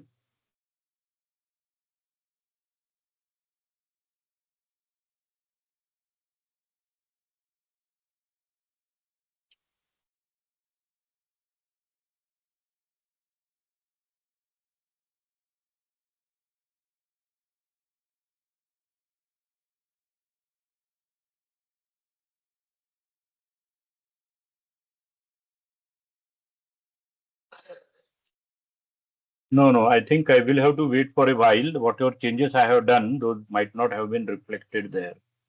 Otherwise, it has to give me this answer also.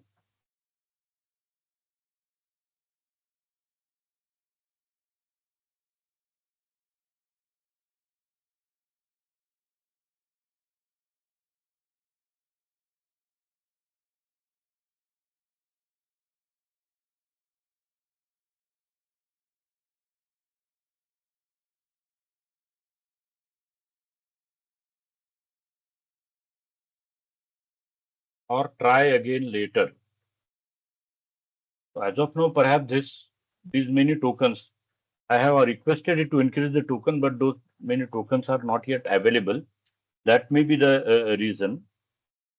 Okay, and maybe after some time, somewhere it will get those tokens and there. Okay, so now I have got it. The maximum you can claim for accommodation is 150 per night. You should stay at standard or moderate hotel convenient located near your business destination using company's preferred booking tool or website. Yes, that's how it works. Okay, and that's how I can submit this knowledge base also. I'm closing this. Okay, any question on this, please go ahead. Huh.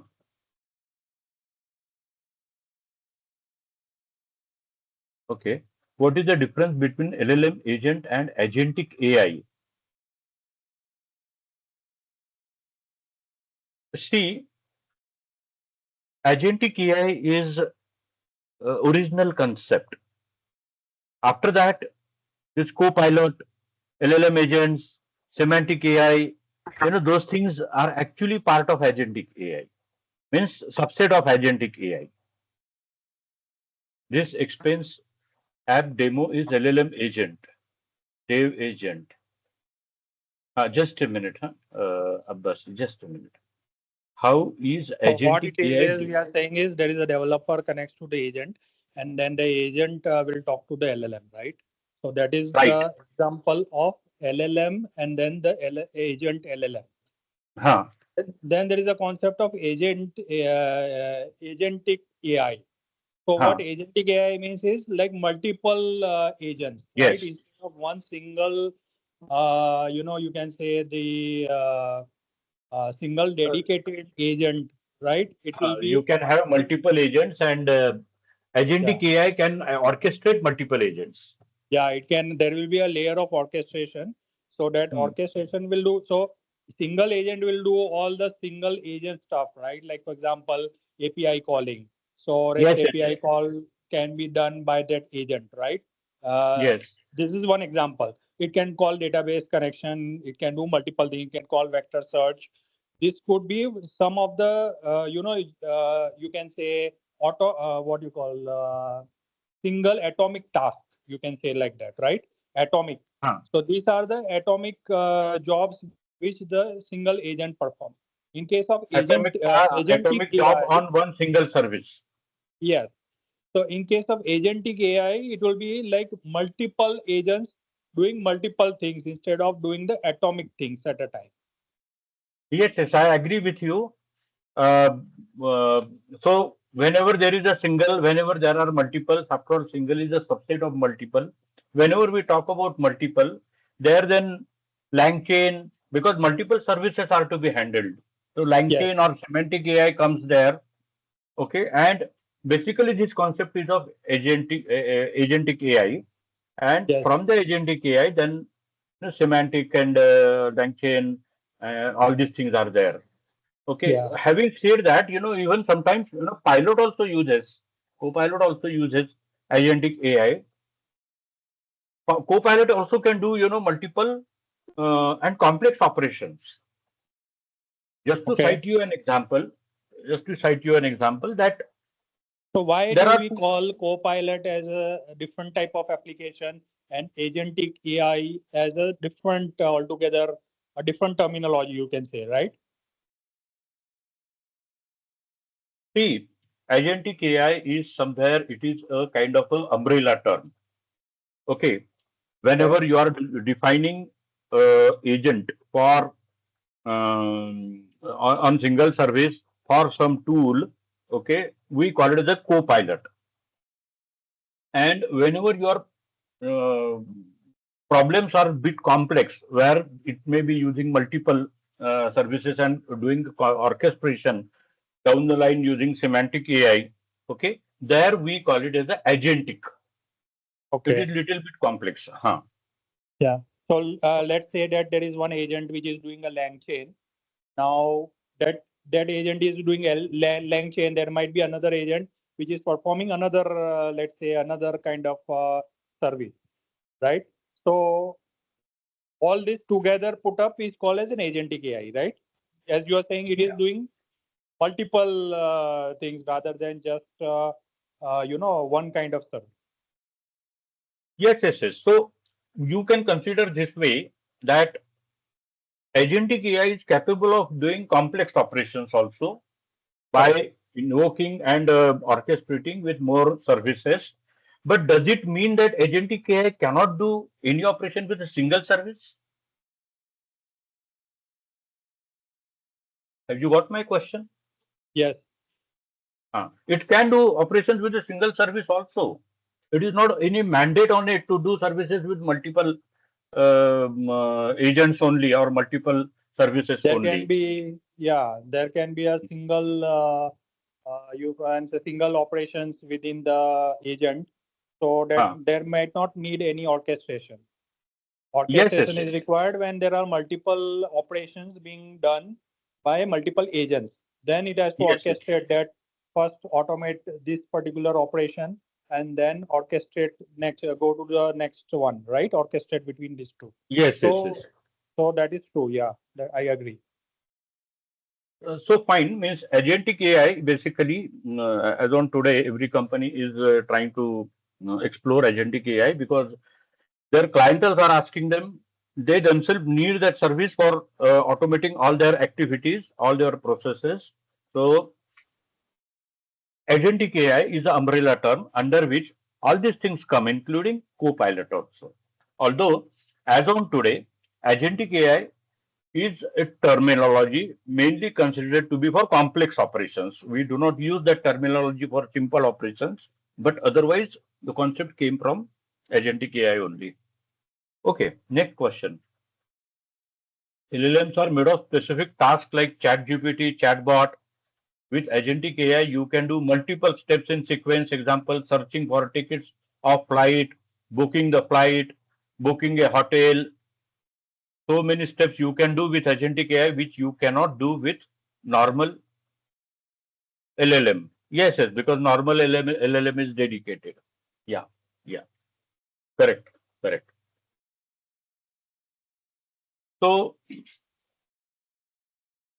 Does that mean agentic AI would perform required actions on our behalf because it have access to the resources? yes, it has to perform actions on our behalf only. But agentic AIs are capable of making decisions of their own. Okay. So, means in case if I am HR person and I want new joinees to be incorporated into the system. Mhm. Manually, I may have to do some 50 steps to add him into different databases to make his entry into make his entry for this thing, that thing, different things. Okay, all the company benefits I may have to allot to him. I may have to allot a disk for him. I may have to add his face in attendance system, and number of things I may have to do. Agentic AI is Right. capable of doing all these things. And there are multiple steps. So agentic AI is capable of orchestrating all these steps, making a decision at every place. Okay, and thereby after going ahead. So agentic AI can do that. Got it. Yes. Yep. Thanks. Going back to Another basic. example could be for, let's say, there is an identity and access management, right? IAM, if you know ping identity or similar ones. I'm forgetting another name. But what it does is it has a use case for the joiners and leavers, as you gave the example of HR, right? So how does it automate the workflow of creating the users automatically, right? So if the user joins, I mean onboarding, so there is a joiners workflow, and when the user leaves, then there is a leavers workflow, right? So that is joiners and leavers inside the Huh. IAM. Like IAM provides this functionality. Some of the latest IAMs have Hmm. these workflows. Like one is called joiner, another is called leaver. So the person who joins, they like the user workflow for the entire onboarding. And when the person leaves, it has to remove the user which has been created, or remove it from multiple databases and things like that, right? Yeah, correct. Yes, yes. So these advanced capabilities around this use case can be called as an agentic AI. Yes. Even why I say that Copilot also comes into that category, because we even do not know. Copilot also can do complex activities behind the scene. We do not know to how many LLMs Copilot is connecting at any point of time. In case if you want, uh, you are submitting some prompt in English, okay, and you want the solution of that prompt in two languages, or code to be written in two languages. Now, for this purpose, it may be connecting to two LLMs. Okay, one is doing a conversion in English, and thereafter another is doing a translation into one language, another translation into another language. So it may be interacting. Your Copilot may be interacting But with the code multiple cannot be LLMs. into multiple language, right? Code can be only into one language. If you are talking about the code generation Code with the generation. Huh? prompts, yeah, with the prompt on the Copilot, Hmm. how can it be like why the translation would be required there? It will Yes. generate the code as per the one language only, right? English only.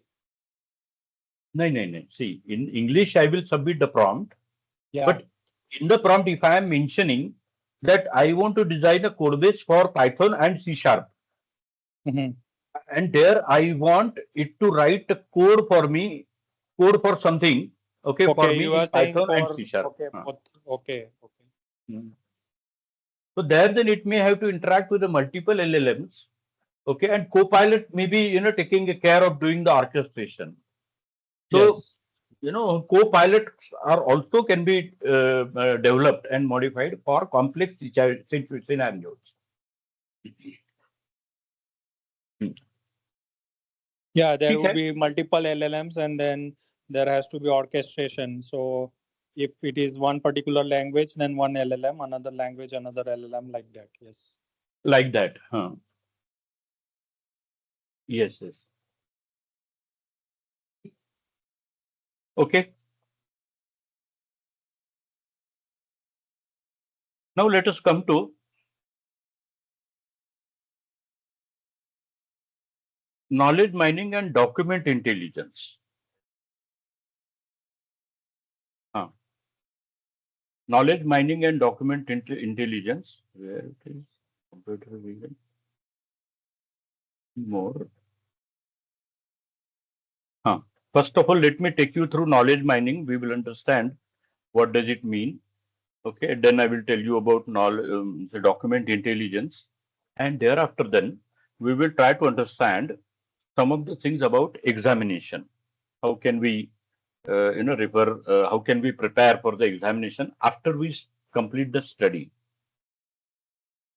Create Azure AI search solutions. Here, this is about knowledge mining. In knowledge mining, what we are supposed to do,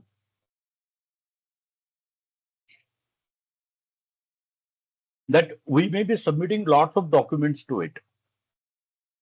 It will analyze all these documents. It will create extract of every document. Okay, and it will create one index of these documents. So that in order to search the documents, or in order to search the documents on the basis of content, on the basis of the topic they are discussing. So in case if we want to do a search like this, okay, there such indexes are useful to us. So let me just take you through the introduction. An organization rely on information to make decisions, answer questions, functions effectively. Is not lack of information, but the challenge of finding and extracting the information from massive set of documents, databases, and other sources, uh, which is the information where information is stored. In every company, there may be separate locker room. Okay, of which there is a person, very responsible person working as a custodian, and all the documents have been arranged there in such a way that whenever somebody requests any document to the custodian, searches that document, finds that document, and gives to you. Now, in case of this digitization, okay, now anybody need not be referring to the original document. Here, this knowledge mining system itself will be in such a way that we will create a PDF, we will create scan copies of these documents, and we will submit all those scan copies to this mining service. What this mining service will do, it will go through each and every document and will create extract and indices on these documents. Okay, and once it creates the indices on these documents, then searching for these documents becomes very simple, very quick. All the documents will be on your tip of the fingers. For this purpose, you have to have your documents uploaded. That is one thing. And second thing, in front of it, you would have created index. So index documents and data from a range of resources. Use cognitive skill to enrich index data. Now here, what does it mean? That you will have to scan the document, and then you have to use the cognitive skills to extract, to create extract of the document, to analyze the document, to understand what all areas that document or of what area the document has information. Store extracted insight in a knowledge store for analysis and integration. And these indices you will have to store in knowledge store so that your application can refer to these indices quickly, and it can get those documents quickly for you. By end of this module, you will learn how to create AI search solution, develop search applications, manage capacity. What is the size of the document? Okay, so here you will see basic size. Okay, includes maximum 15 indices and 50 GB of index data. Standard size. Okay, in case if you have further more size of the data, further more size of the data. So depending on the size of the data, you have to decide which tier of the service you have to use. Okay, that is one thing. Second thing is okay, replicas of instances of search service and partitions. So multiple instances will make it available, and multiple partitions will ensure multiple partitions of your indices will ensure quicker search of the document. If it is single partition, then in that single index, searching for the document will be taking longer time and will be given increased latency. Okay, but here you have to do indices. Okay, by means of which searching index will be smaller because there you are doing a partitions. Okay, and your documents will be searched faster. Different search components are also there. Data search, from where it gets the data. Sorry, data source, from where it gets the data. Skill set. Okay, here are some of the things you have to ask it to extract from the document. The language the document is written in, all key phrases, sentiment score, locations, people, organization, because sometimes you may want to search a document for some specific organization. So organization, landmarks, you know, you may sometimes want to search a document which are in the name of CEO of the company. So on which parameters you may want to search the document, that you have to first of all decide, and accordingly you have to ask it to create indices. AI generated description of images. There may be images in the document, and you may want those images be evaluated. There may be architectures of buildings, or there may be some medical images, whatever it be. But you may want AI to be used there to analyze those images and again create an index based on the analysis of the images. Okay, custom skills that develop meet specific requirement. So there is indexer. So index are there, indexers are there. So index is a searchable result, and indexer is an engine that drives overall indexing process. So these are different components there. Okay, in knowledge mining. Okay, search and index, apply filtering and sorting, enhance the index. Okay, so once you create such indices, okay, thereafter then search solution becomes simple to work with. Okay, you can add custom skills to the search solutions, create knowledge store for the search solutions, implement advanced search features in AI. Okay, and for everything there are labs here. Huh? So, for example, here if I show you, there is a lab here. Exercise, create a search solution. And the way we did labs just now, in the similar way, here also you have to do the labs. Okay, so go through every study material here, do the labs, work on the labs, okay, and thereby prepare for the examination. Okay, so this is for knowledge search. Sorry, yes, knowledge search. Okay, knowledge mining we call it as. Document uh, intelligence. Now this is again very interesting part. Okay, let me open it. What do you mean by document intelligence? And this part also may be very useful to your company. Okay, your company might have accumulated many documents with a pre-built format.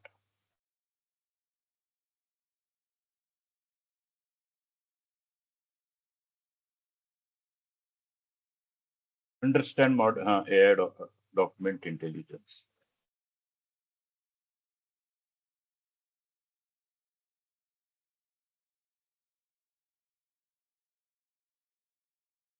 Hmm. Let me give you idea what we are talking here about. See, there is one form you uh, submit. Maybe it is income tax form. Just one arbitrary example I am taking.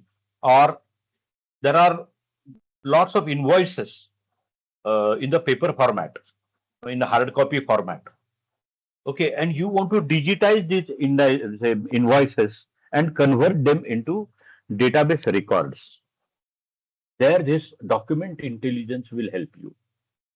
Okay, let me just see. Do I have any diagram here?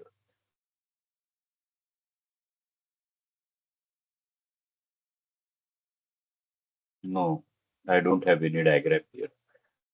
Okay, so your invoice document, for example, there is a customer name, date, okay, and the items for which it is invoiced. Lots of information is there. What this particular service does is that you simply have to submit it that PDF format, that document in PDF format or JPEG format, whatever it be. It will read that form content and will convert it into database record, or if you want to store it in CSV file or any other format file, maybe Excel file, it will write it as a record in these data destinations. And it will be able to do it in with very high speed. Means millions of document it may be reading and converting into data record within an hour or so. Okay, that is document intelligence. There is a importance of the document intelligence. Document intelligence will work on only those formats which are with proper format. Okay, in which say in which box what information is written, that it should be aware of. Okay, it's proper format. There document intelligence will work. So reading data from receipts, reading data from invoices, reading data from applications. In case if there is a survey conducted in company among 1,000 employees, reading data from those survey documents. Okay, such type of work can be carried out using document intelligence. Again, there also for some of the modules you will see uh, extract data from forms. You will see lab there. Exercise, extract data from custom forms. Okay, so exercises are there also. Okay, so majority part of this course I just took you through, okay, and introduced you. Some of the part I just carried in detail. Some of the part I just gave you uh, uh, just information about. Okay, but these are all 8 modules you will have to complete.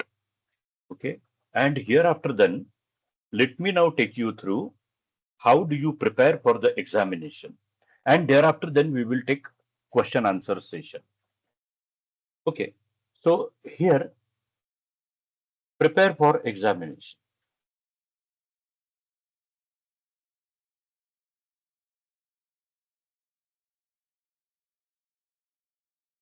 Huh.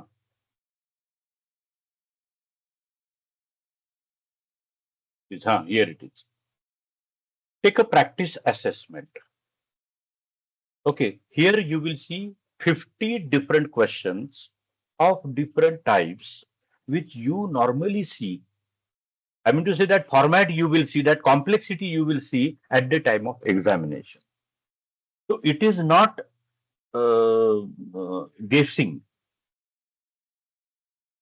Okay, if I click over here, it will start asking me the questions one after another. Go through these 50 questions specifically after you complete your study. Do not go to these 50 questions at the last moment. Consider going through these 50 questions as a part of study. Okay, because here you may find some of the questions perhaps you did not touch to that topic, or perhaps you are not able to recall the topic at the time of attempting this question. That's why consider these questions to be one of the way to prepare for the examination, and go through these questions well in advance. I will recommend you that whenever you do first reading, okay, go through these questions to identify which area you need to work more upon, and then in second reading you read that area and to make your preparation more strong. But here you have multiple questions, and here from here you can check the answers also. Okay, it will uh, in case if I am giving this, I haven't read the question, okay, but it is giving me correct answer also, and it is giving the explanation of that answer. Okay, so you can go through these all 50 questions, okay, before you go for the examination. Before you go for the examination, one more thing you can do, okay, practice the examination. Let me open that. Now this is again very important. What kind of web page will you receive at the time of examination? Okay, that you will come to know. Assess your knowledge, experience a demo, launch the sandbox.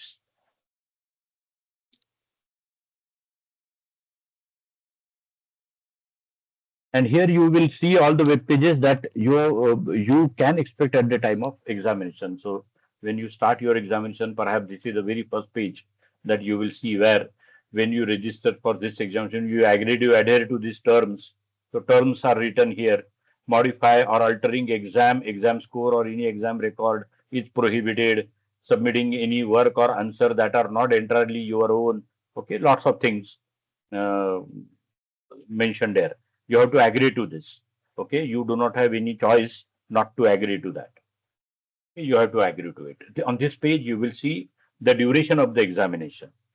What I remember is for this examination, duration is 210 minutes. Okay, out of this 210 minutes, 15 minutes you have to join early and 15 minutes you have to stay after final submission. So 30 minutes are gone here. So actual examination is of 180 minutes, 180 minutes. So here you will see 180. Okay, number of questions maybe in between 15 to 65. Remember, everybody will get different question set. So don't be in impression that if two of you are going to Pro Matrix Center to attempt the examination and they are keeping you in one room, both of you in single room, okay, it is highly possible that both of you will get 70% questions different.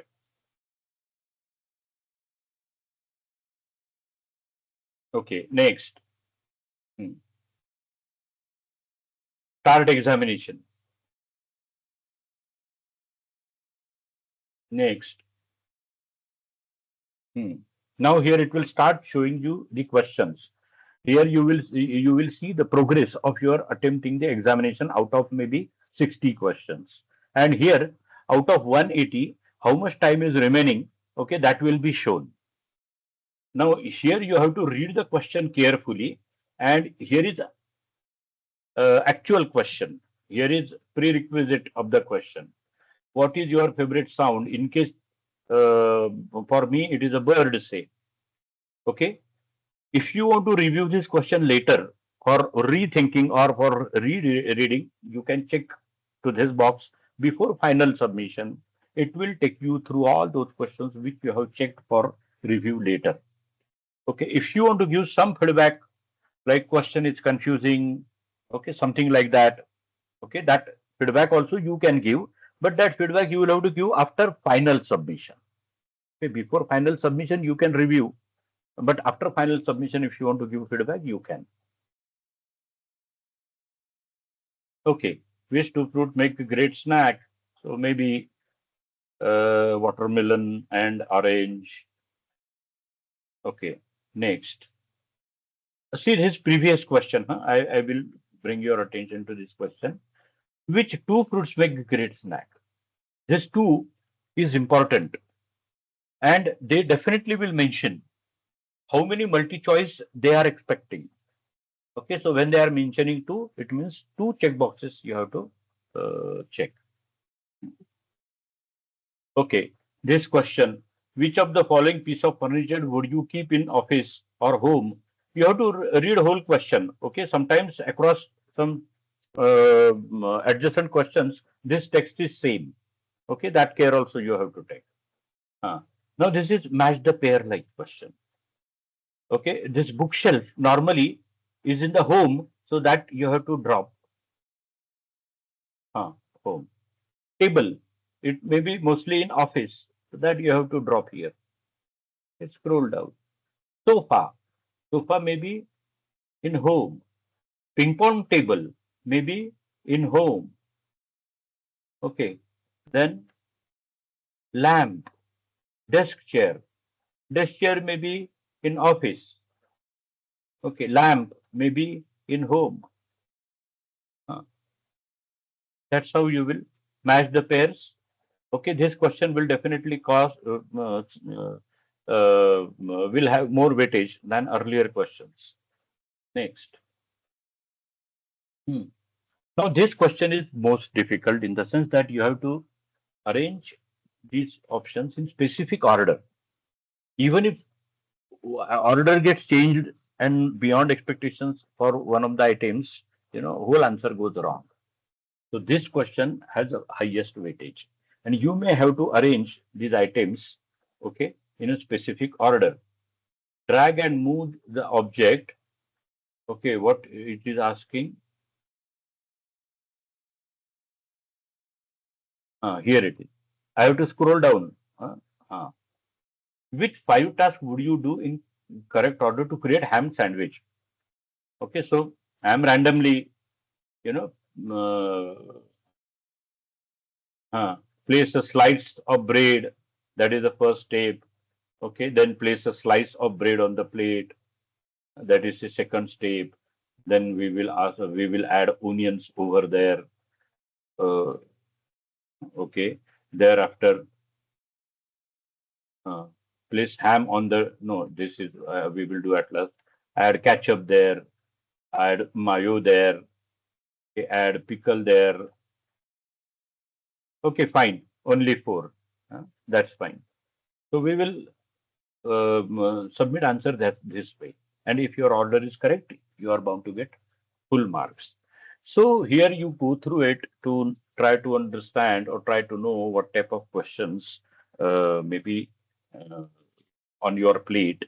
Okay, and just practice for how can you attempt to them. Okay, after you submit the final examination, let me just quickly complete it so I can show you that thing also. Okay, create a role, then something from here. I'm just fast forwarding. Next, okay, B.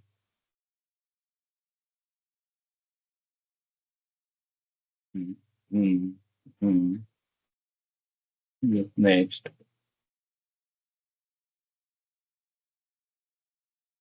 next. One set might have been completed. Yes, that is again another point to bring to your notice. Earlier, when I attempted this examination, at that time there were 3 sections. And until and unless I attempt per section, up to my satisfaction, I should not go to the second section for the reason that once I go to the second section, I cannot come back and do any correction into first section. Within a specific section, either it is 1 or 2, I can means in case if section 1 has 10 questions, okay. After reaching to the 10th question, in case if I realize to go back to the first question, I can do that. So within the section, I can navigate across the questions, but across the sections, it is not possible. I heard that now there are 2 sections only. So that care you will have to take that whenever you attempt all the questions of the section 1, then only you go to the section 2.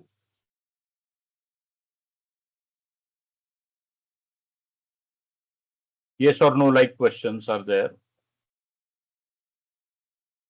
And here it is showing me, okay, finish section.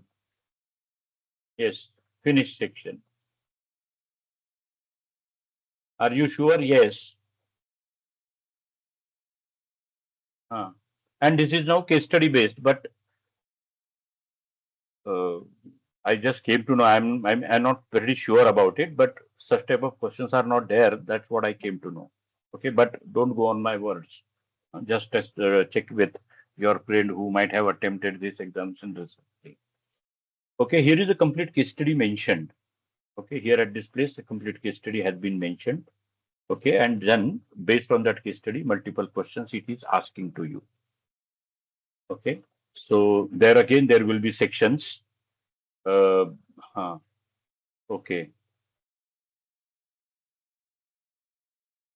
Yeah, multiple questions on the case study. Next. Okay. Finish examination. Finally, we will have to submit the examination. Are you sure? Yes. And after you submit the examination, thereafter then it gives you within next 5 minutes maybe. Okay, here you may give your feedback on different exam questions. Okay, then it will show you the result. Yes, immediately within next 5 minutes, you get result. Now this is insane. It is showing me that I have been passed. That's great. But don't attempt examination the way I have attempted here. Huh? Yes. And here then, area wise, which area you are strong in, which area you are weak in. The area wise analysis also it will give you module wise. I mean to say section wise. So that's how you will say, try attempting the examination. So that practice also helps to keep your mind cool at the time of examination. Okay, so here I have covered many things for you. Okay, and I gave you idea about how to refer the material. There are videos also available there. Okay, how can you attempt n number of questions? Don't consider those questions to be dumb. Okay, and again, one more point of caution is that dumps are which are available in the market are actually old, and this course has been changed just around a month ago. Okay, so new dump are so don't rely on the dump. That's the point what I want to mention. Don't rely on the dump. They have revamped everything. Okay, many things they have revamped. Okay, curriculum also different. Okay, around 30 to 40% curriculum is different.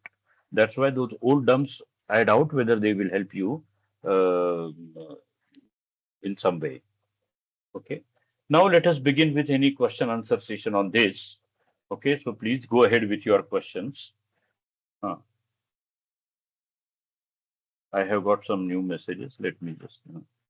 So in document intelligence, we basically are converting data from documents and storing them into database, right? Yes, yes. We may be moving them to the storage, or we may be using them to the for the analysis purpose. That is also possible. Can you, sir, please can you this link exam link for chat? No, no. Acha, acha. You mean this document link? This document link? You simply have to do a search on the Google. No?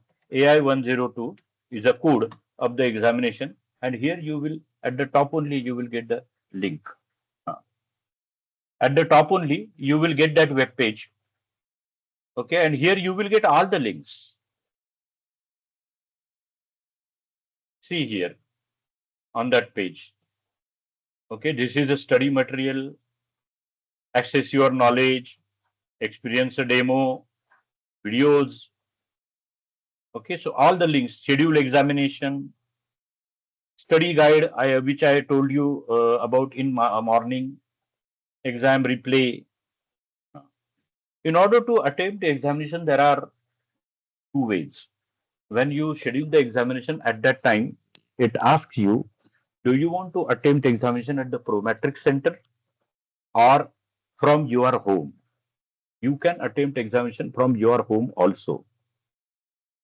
I had been to Prometric Center before COVID, okay, but thereafter,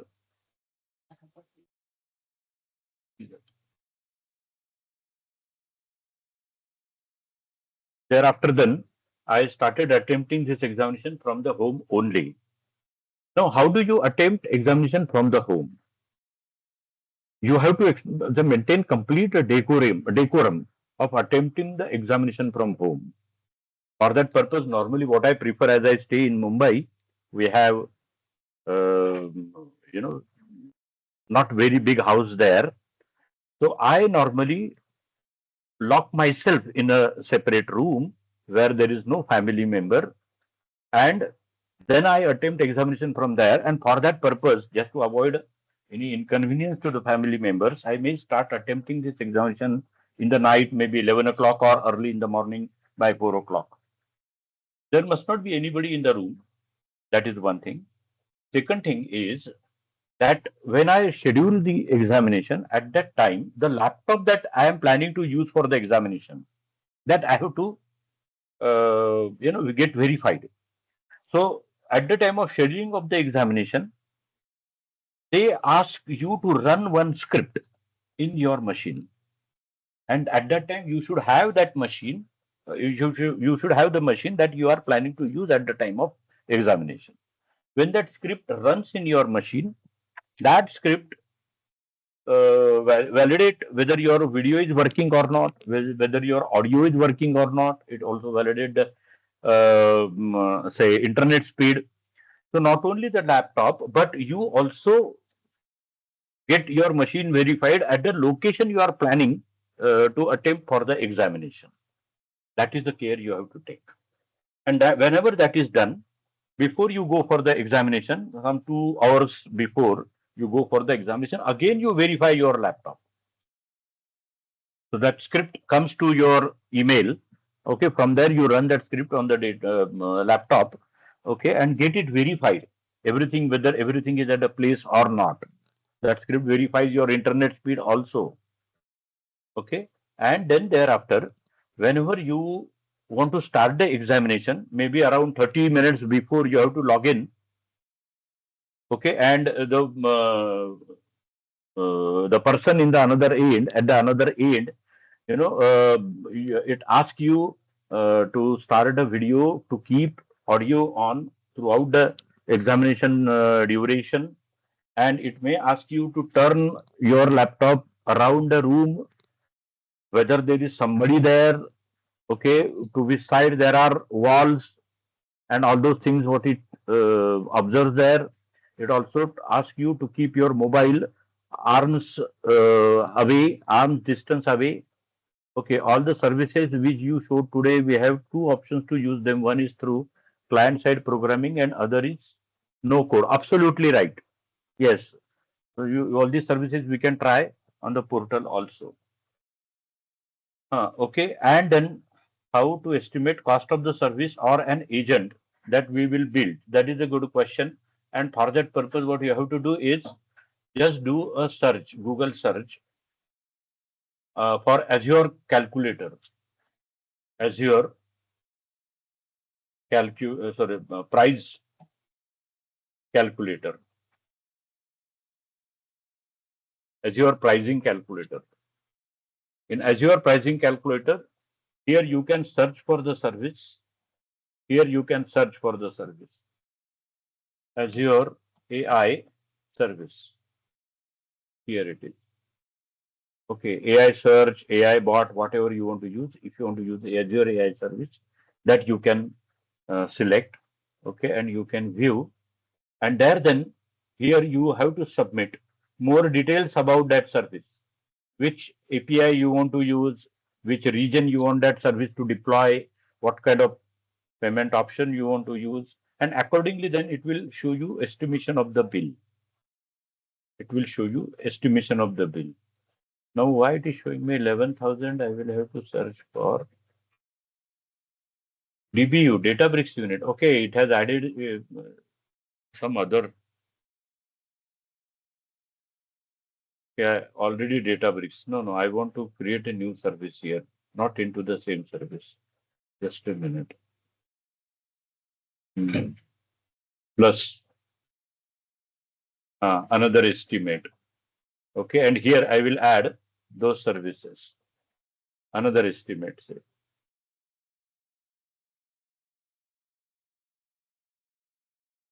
Let me close this estimate, delete estimate.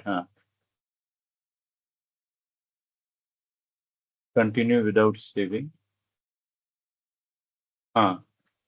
Okay. And this is a new estimate I want to create. And there, then let me add services one by one. Azure AI services. So here, storage service can be, its price can be, and many other different, all service, it is all service price calculator, so that you can use. How to estimate cost? Sir, who are the professionals who build these AI solutions? AI engineers are there, no?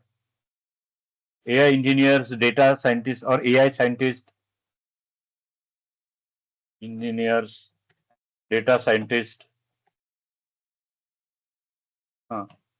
Yes.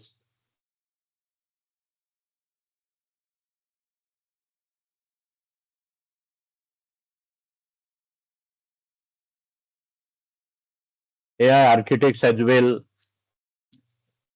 Absolutely right. AI architects also. AI architects, I don't know whether they will use these services directly. They may use these services just to learn, because in architecting, they have to choose the most suitable services. So they may not be having a knowledge of one service only. They may be having or knowledge of services on one platform only. They will be having a knowledge on other platforms also. So being an architect, you should have a similar knowledge of similar kind of service on AWS, okay, on GCP, on Azure. Okay, you may do comparison with respect to features. Okay, you may select the service depending on the skill set you have in your company, okay, or the collaboration of your company with that cloud provider. Okay, there may be a number of factors AI architect may have to take into account while choosing the service. Yeah, that's right. Exactly what happens in the enterprise architecture, right? So you Uh, might have different silos. So in an organization, you might have two different, platforms. Like you have Azure as well as, let's say, OpenShift, right?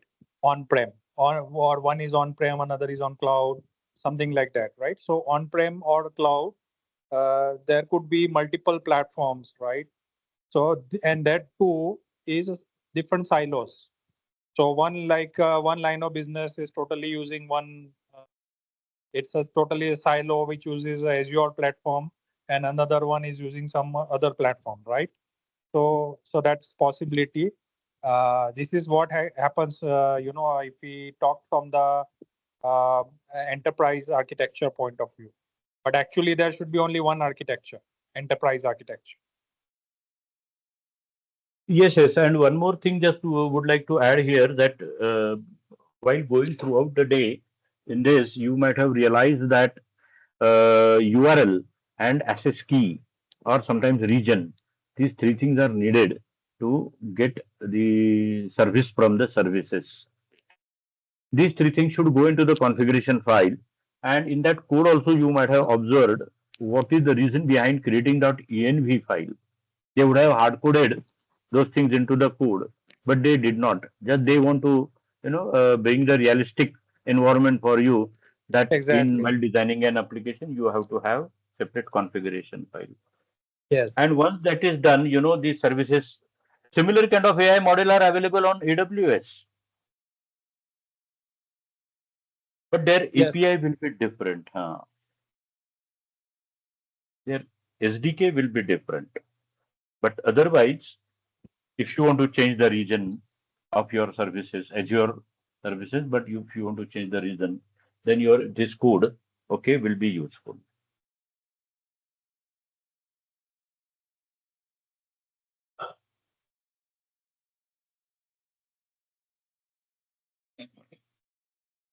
Any other question? Please go ahead.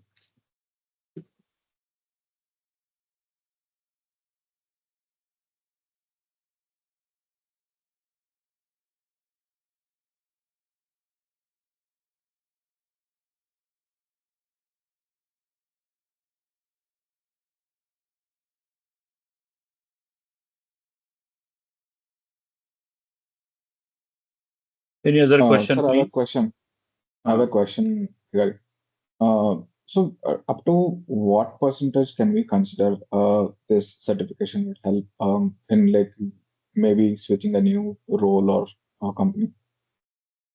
no, I think you are not properly audible. Will you be please little louder? Am I audible now?